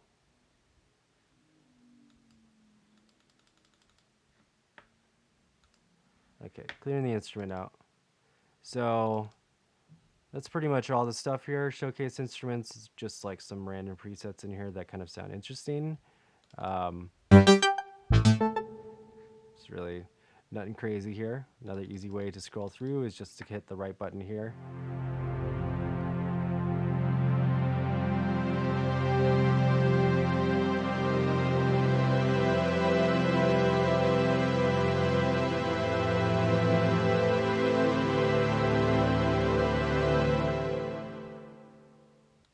Sounds pretty good. Okay, so that's kind of it. So yeah, if you guys have any more questions about like a specific Kontakt instrument, again, I'm going to be like updating this shit as well and getting some more stuff, here for you guys to like kind of look at for some like demos and stuff. Um, that's just kind of like the process here. Like if you want to check out some new instrument or whatever, just hit me up and I'll kind of like discuss a lot about stuff. Um, Actually, they do have a payment plan now for native instruments. Pretty sure they do. I was just on their website and I saw that you can get it now and pay later. So if they're saying that, then there's some type of payment plan that they have set. And usually, if it's through like kind of like a company like that, they might have it set up through a different, loan service or whatever. So they might direct you somewhere, but I'm sure there's a way to get your hands on it. Um, and also, thank you all for the follows. Really appreciate that. So yeah, go in the Kontakt user library though, because you can go and download the player for free, and then start to just use some of that stuff. And they have a bunch of free stuff on there as well. So normally though, yeah, there's always going to be some type of payment plan. And if say like you're having trouble setting that up, you might even be able to get a loan, work it out with your bank if it's for something that's like music or whatever, that you're going to be kind of making your livelihood or it's a very professional hobby. You could definitely rationalize that payment plan. You just have to kind of like talk to them. And then it becomes a write off after that because now it's kind of your profession. So I write off a lot of the purchases I make in just for music stuff in general. Yeah, I'm trying to transfer this little group of instruments here. So that'll just be 1 second. Just gonna load up a couple, and then we're gonna be done for the day. Yeah, this one I loaded up on Dropbox. Kind of running out of space on Dropbox, but yeah, everybody is uploading stuff that is trying to get marked for homework and stuff. So definitely keep on doing that. So we got a couple more weeks. So week 7 is, I guess, this week, and then week 8 after that, and then we're gonna take like a maybe 1 to 2 week break. We'll see. I'll let you guys know on how long to take a break for, because I definitely want to come back and let you guys let everybody get caught up for one, and then also kind of post grades for everybody, and then we can start kind of working together, making sure everybody kind of understands the material stuff, and just also, this is one of the reasons why I did it this way, because I'm sure y'all have seen Icon, you know, demoing their new June 8th program that they're about to release here. So, it's definitely, I don't want it to be a set curriculum for, just finalized. Always going to be this. This is going to be something that grows with time. And when I do go and decide to air this class again, it's going to be updated instruments. All the stuff is going to be updated. So it's every single year, everything updates. So it's kind of the point, is that everything will be active and live pretty much, and kind of maintained like that. So try to keep that pretty much going for as long as I can.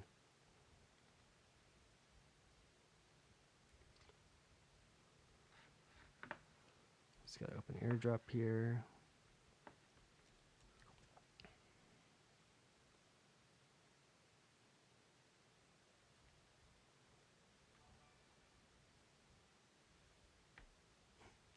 Hey, thank you for that gift. First time here, appreciate you. So yeah, if it's your first time here, or if you just strolled in right now, stream's pretty much over, so we're all done. But um, yeah, gonna look at a couple more samplers here. Did I just download those? Did they download?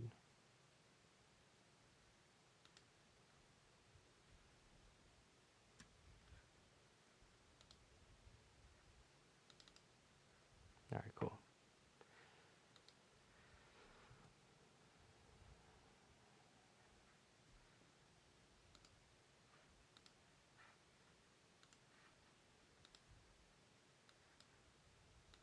So another thing, say if you are setting up like your Kontakt players to download into a separate place, I have a Kontakt download folder in my downloads, just so I can go and transfer stuff onto my computer first.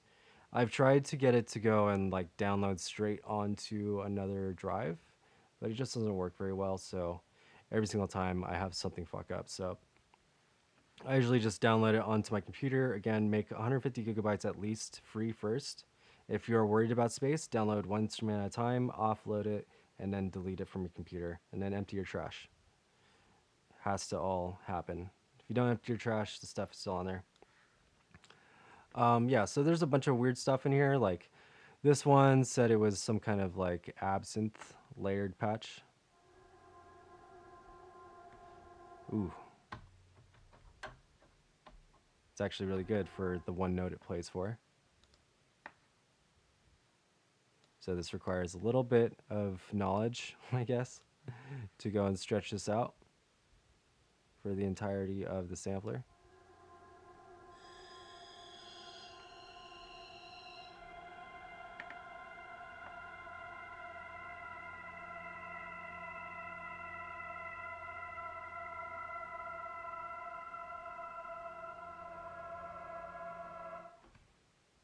Tell me about yourself. Well, I'm a producer, go by antinegative, and I'm also a sound designer professionally. So that's where I come from with this. I also used to teach at a professional school. over here in SF called PureMind, if anybody has ever heard of that. So, worked on games and all types of shit. And anti-negative is me just going and actually releasing music for the first time since I used to be a ghost producer. So I got into ghost production really, really quickly after making music um, for a long time. I became a ghost producer when I was 20, and that was it was around the same time I started becoming a teacher. And so I worked for a few different labels. I'm not going to talk about on stream because it just gives me anxiety. So like as a ghost producer, I see a lot of people that, bitch about ghost production and all this other stuff. And me being part of that whole thing means that at some point or at one point, I definitely was part of the problem. But also, I needed money. So there's that, uh, you know, explanation, I guess. But yeah. So I got into professional sound design work after I stopped producing and ghost producing stuff. And some of these are not contained very well. So when it does this stuff where it's saying all these samples are missing, so this one I can definitely load up right now, and actually this will be a good example. So I know where this folder is. I can browse for folder. Do not go and click one of those first, or else you'll have to sit through it looking through your entire folder. So make sure it is selected on there, and so now it should, yeah, now it's working. So it just automatically did it, and it didn't even have to go. God, this is so harsh.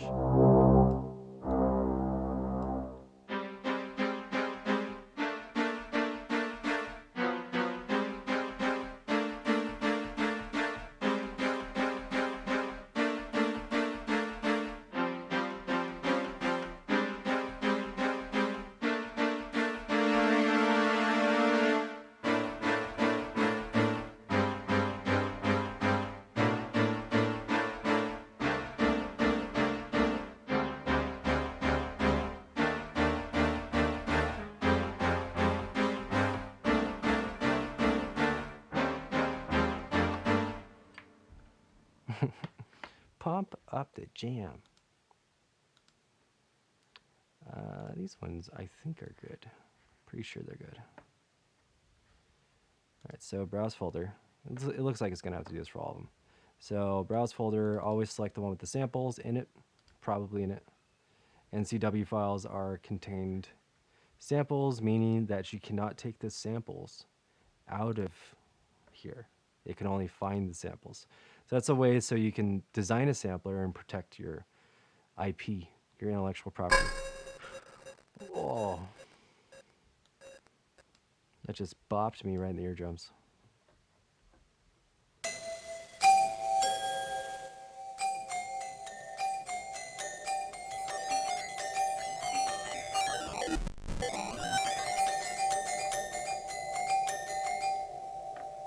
Wow, I love this.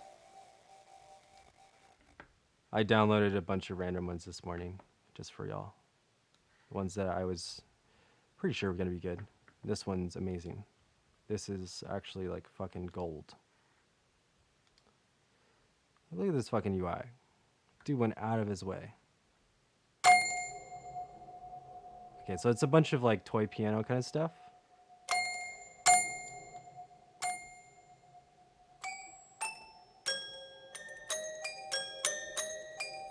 Really like that D tune on it.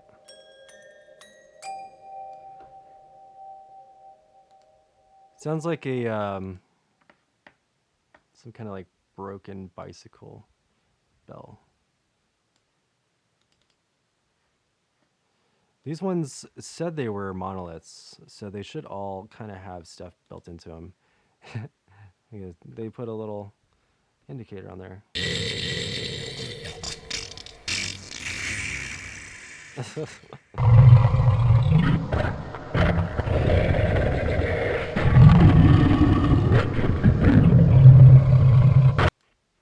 right, So that's some. It sounds like some AT morph blending for some really gross monster sound design, and that's one thing you can really do with it.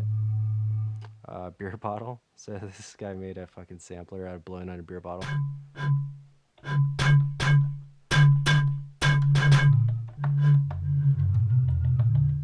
So he has one range up here where he's just spitting. Ooh, these are super nice right here.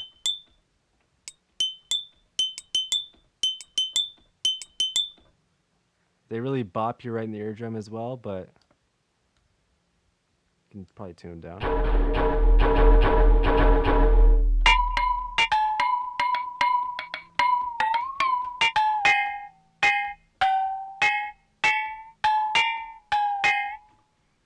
It's actually kind of hypey as fuck.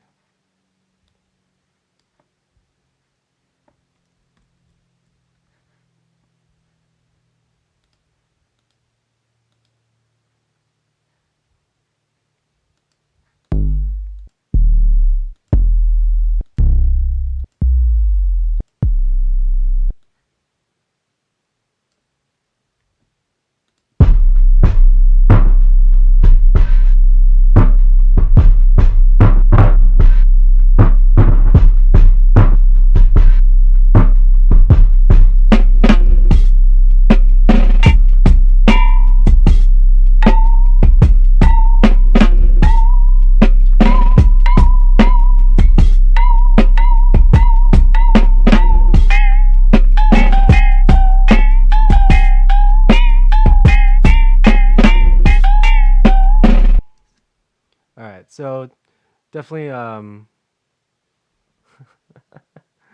that's hella funny, Johnny. So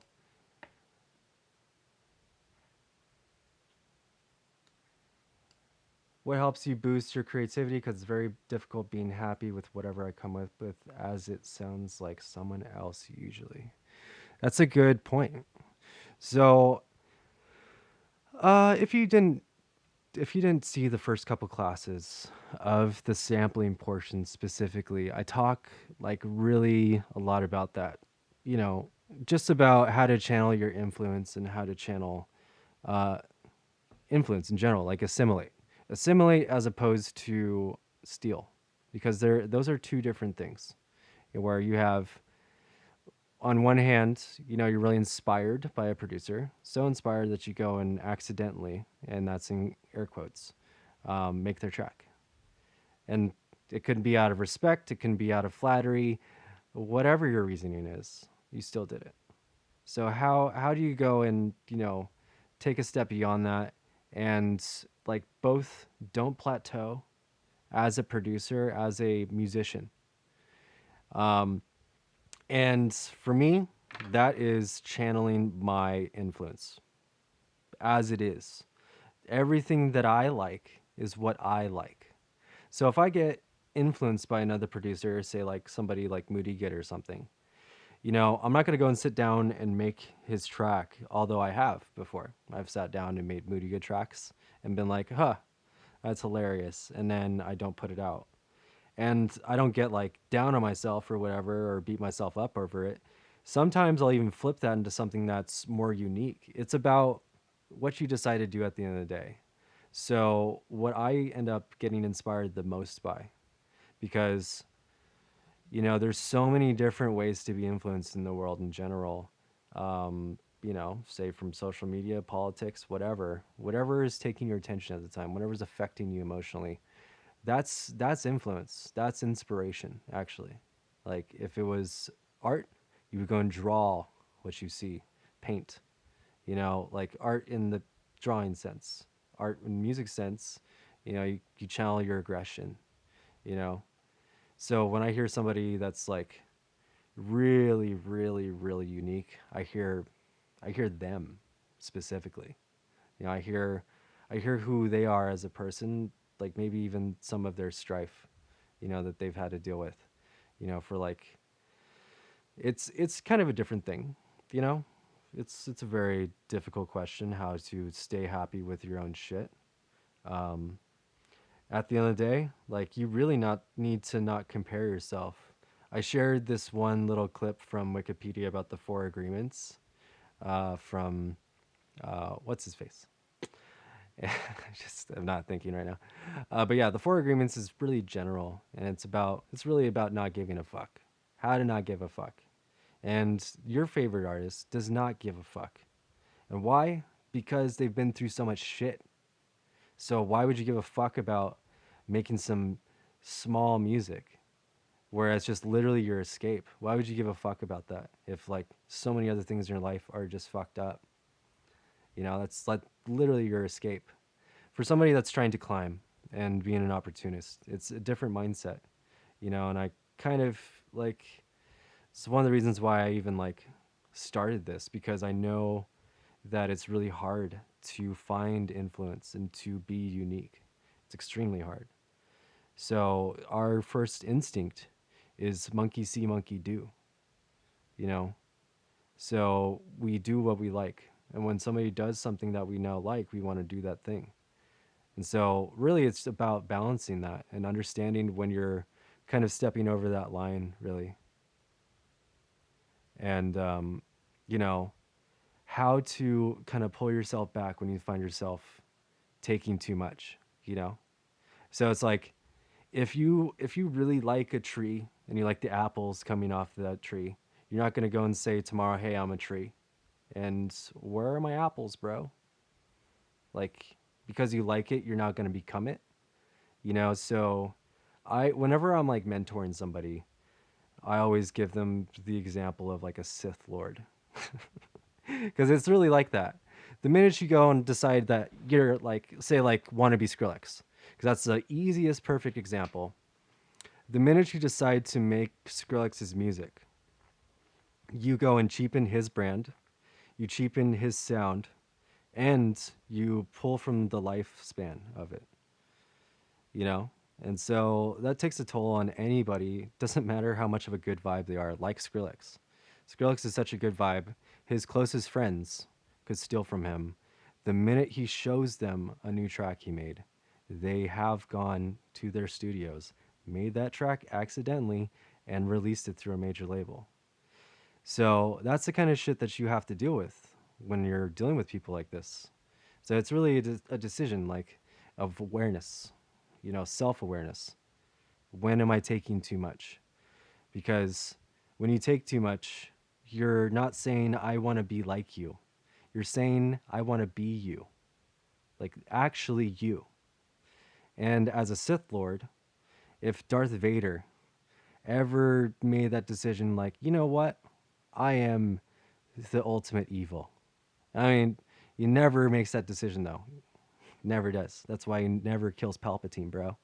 That's why Palpatine wanted Rey to kill him because there always needs to be a new head when something gets drained negatively.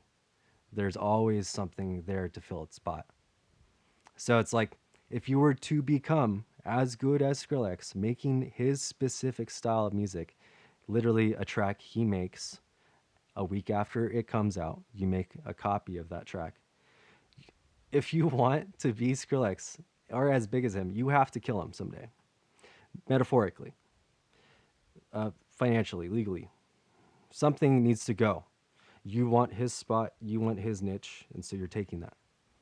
So that's an awareness thing. That's not even you can say that's opinion, but that's literal example.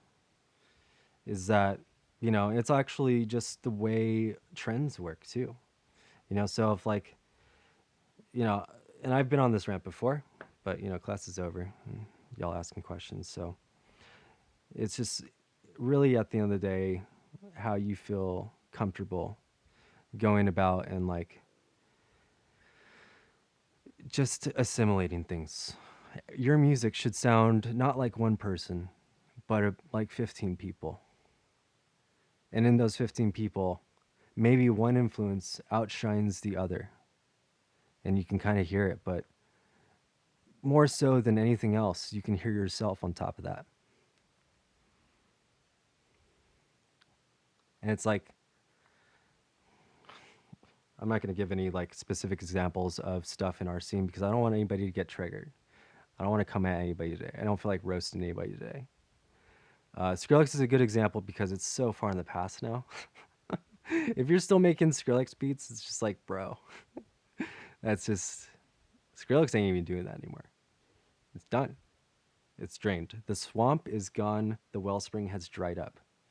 You have drained that swamp until there was nothing left. You know, like oil from the ground. It's just not renewable, dude. So that's why that shit is really crucial to understand, like respect specifically. So like my biggest influence in like the way I make my music is figuring out and dissecting the influence of the people I like. So when I listen to their music, I can hear different things in the music that aren't really specifically them. Like say if you listen to Fly Low, you hear Dilla and Madlib. You don't just hear one of them. And then you hear Fly Low. You know, then you hear like Coltrane, whatever that is, the extra thing. So it always should be a conglomeration, in my opinion, you know, because this is still an opinion in that regard, where I'm saying now, this is how it is. This is from my perspective. This is how it is for me. But, you know, for me, this allows me to sit down, make a track, write it one day, put it out the next.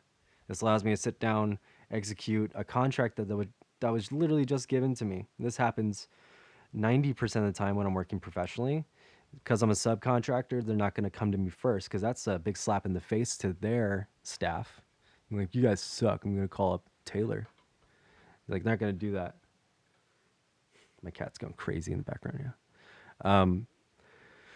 So what they do is they call me up at like 4 o'clock in the middle of the afternoon and say, hey, our team fucked up and the client doesn't like what they did, blah, blah, blah.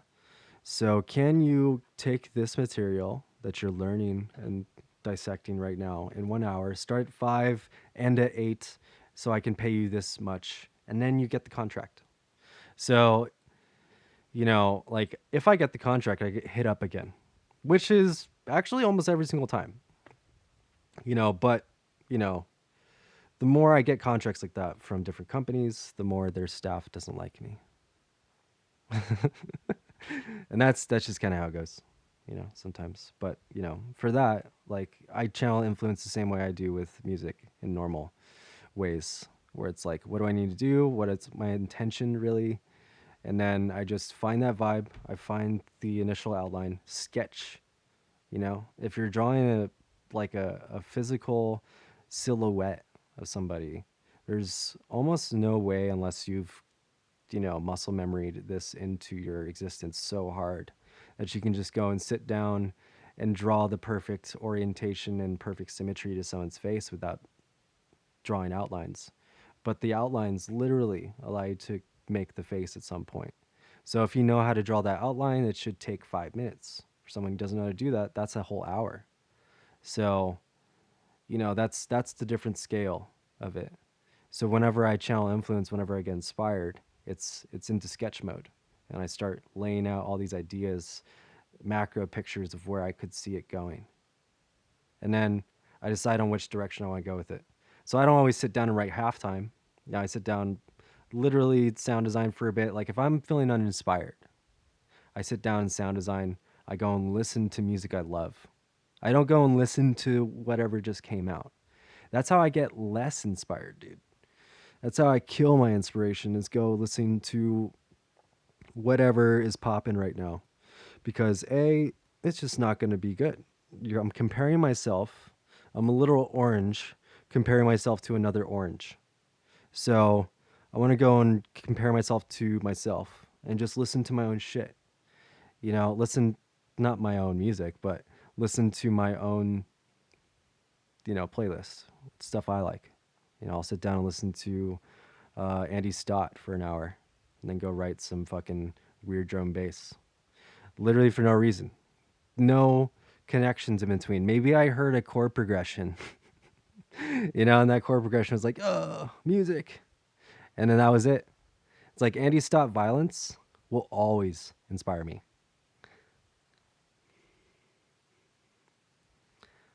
Yeah, but that also goes without saying for like 10 other artists like FK Twigs or Lorne, just anybody who's like, who I just have this like mad respect for. And also I'm keeping a distance. I don't like to meet my idols in for a lot of different reasons. Um, so, those inaccessible people, I really like. I like really just kind of being disconnected because comparison is the thief of joy. That's a true saying and statement.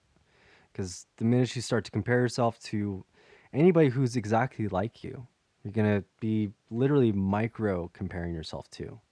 Like, well, that guy's in my class, but I'm 1 inch taller than him, dude. Fuck that dude. So it's like you don't want to go and do that. Best analogy is that there's two cake makers. Both of them make chocolate cakes. One goes up to the bake sale and is like, fuck, that dude's chocolate cake is fucking dope. And then somebody goes up to the actual bake sale and just looks at both chocolate cakes and thinks, wow, so many chocolate cakes. Literally no discernment between the two. All they see is product. All they see is different things. So the minute you start to compare yourself to to the whatever the fuck is exactly like you are gonna want to be like them, pivot, add different things in your music to fit your genre umbrella. And genre umbrella is said in air quotes because that that right there, sonic identity genre umbrellas are what limit music. Trying to fit into a genre umbrella is literally selling yourself short unless that's exactly what you want. You know? If that's exactly what you want, own it. But own it away from me because that's toxic in my opinion. And I say that heavily with in my opinion because it is my opinion in that regard. So, I definitely you know, I hold a lot of standards for myself because I come from a place of being told to copy people for money because it was the only way I could make money at the time because I was like living out of my car, for real, sleeping in my car in Treasure Island, literally working full time so I can go to school and then ghost produce and then do all this other shit, work in and out full time. Dog, it's just there's so many reasons why you would make that decision. And I ended up walking away from all of it eventually, so this is really like making music like this and being able to be in charge of my own element. That's worth its weight in gold. I would trade my life for that. So yeah, big question, but a deep one. Because that's really where it all comes from. Because when people think about influence, they also sell themselves short and also over-aggrandize themselves in a lot of ways. Where this is where I fall out with a lot of my idols that I eventually meet because they end up being so limited in their mindsets that it's just like unhealthy for me to be around them. And that's actually a perfect point I'm just talking about because of that they have limiting mindsets. They've come from a place where they've built their own empire. They pulled themselves up by their own bootstraps and they think the magic is going to be gone if they learn. Or now they're too jaded to learn. It's like I've been jaded. I've been jaded a lot. I've been fucked over a lot by a lot of different big labels and big artists and shit. So, you know, when it comes to just being true and honest, it's just like a huge thing for me. And as somebody that, you know, I know a lot of shit. I get it. I know it's a lot of shit. Dude, all these, like, once these PDFs are done, the amount of pages in this fucking, like, school is going to be over 1,000. Easy. It's like, it's a lot of shit. It's just like stream of consciousness stuff. But when I go and sit down on a DAW, I just throw it all out the window, like literally. And I'm just like, just fucking throw shit. I just like the same thing with painting. It's like I've learned painting. I took classes, but I throw it out the window. I'm just like, fucking whatever, dude. That sounds sick. I like that. Because there's something with engineering that, um, it's like a saying, and it's if it sounds good from where you're standing, put a mic there. Yeah. So so when like meeting certain people, it becomes really, really, really, really disheartening, disillusioning that they are not willing to grow in a lot of different ways, and or just, you know, you just find out something else about them or something, whatever. It doesn't really matter. I have a lot of friends in different levels and whatever, and honestly, I have zero drive for clout in any way possible. And whenever I meet and become friends with somebody who is that, I literally tell them not to kind of like whatever. I didn't even tell most of my friends in LA that I even made music until, you know, they found out about it because I started really doing shit with anti-negative. So like I just like being very private with stuff, and I'm very finicky, so I'm very like very much, influenced by people that I care about, So if I get really close to somebody and they're just have this super closed off mindset or just have a very singular view about the industry, about the world, it just becomes a huge morale suck for me, It's just like a huge, huge problem. And so I just have to remove it. It's not that it's wrong. They're entitled to their opinions. Me being through this industry multiple times over, just getting chewed up, spit out, walking right back in, multiple times. It's just like I know how bad it is. I know how bad it gets, and yeah, so it's definitely yeah, that's one of those things where it's like if you're to look up to somebody so much, you know, and this is why I'm a huge supporter of death to idols. Not physically, don't touch them, dude. What the fuck's wrong with you? But you know, it's just why put somebody on that impossible pedestal? They are still human. They are still capable of letting everybody down. So you don't want to put them in that state of having to live up to this expectation. It's just not fair, even on your end, just of looking up to somebody that much. And I totally get that too. You can't, there's going to be no ever release of that. You're always going to have somebody in your mind that you put on a pedestal. And for me, it's Bjork. For me, it's Prince in the ninth dimension where he actually ascended to. So yeah, it because here's the big problem. Say if somebody does let you down like this, but you don't even meet them. You don't even meet them. Your favorite artist is Me Too'd somehow. Gender not part of it. They're Me Too'd regardless of gender. Maybe they're a female and they get Me Too'd. Whatever. I don't know. But they get something happens. They get canceled. Are you done with music now? That's the question. Do you keep making music because the person you looked up to the most is now out?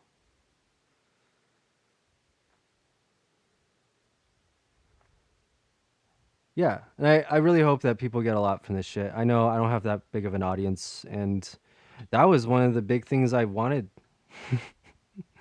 I kind of am bitching about it now because I feel like a lot more people can benefit for it. But um, when I started this alias, I was just like, I don't want any help.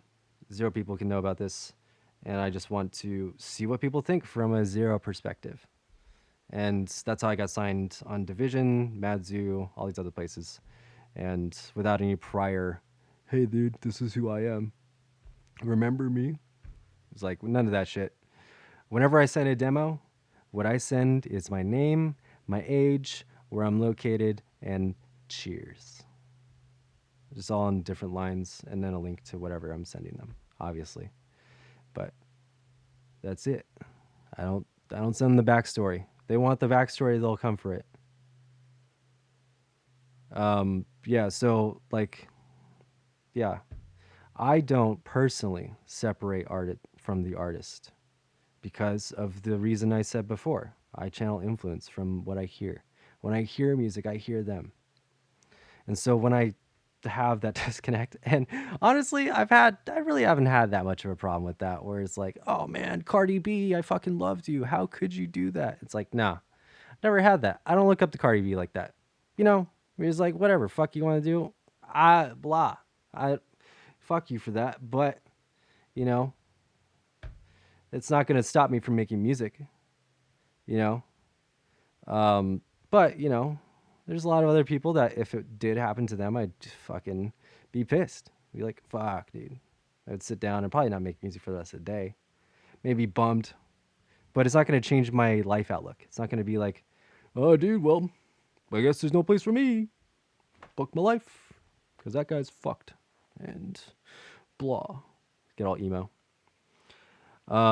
So yeah, it's just a lot of like guards I have for myself, boundaries I have when putting people on pedestals, giving them unfair um, expectations to live up to.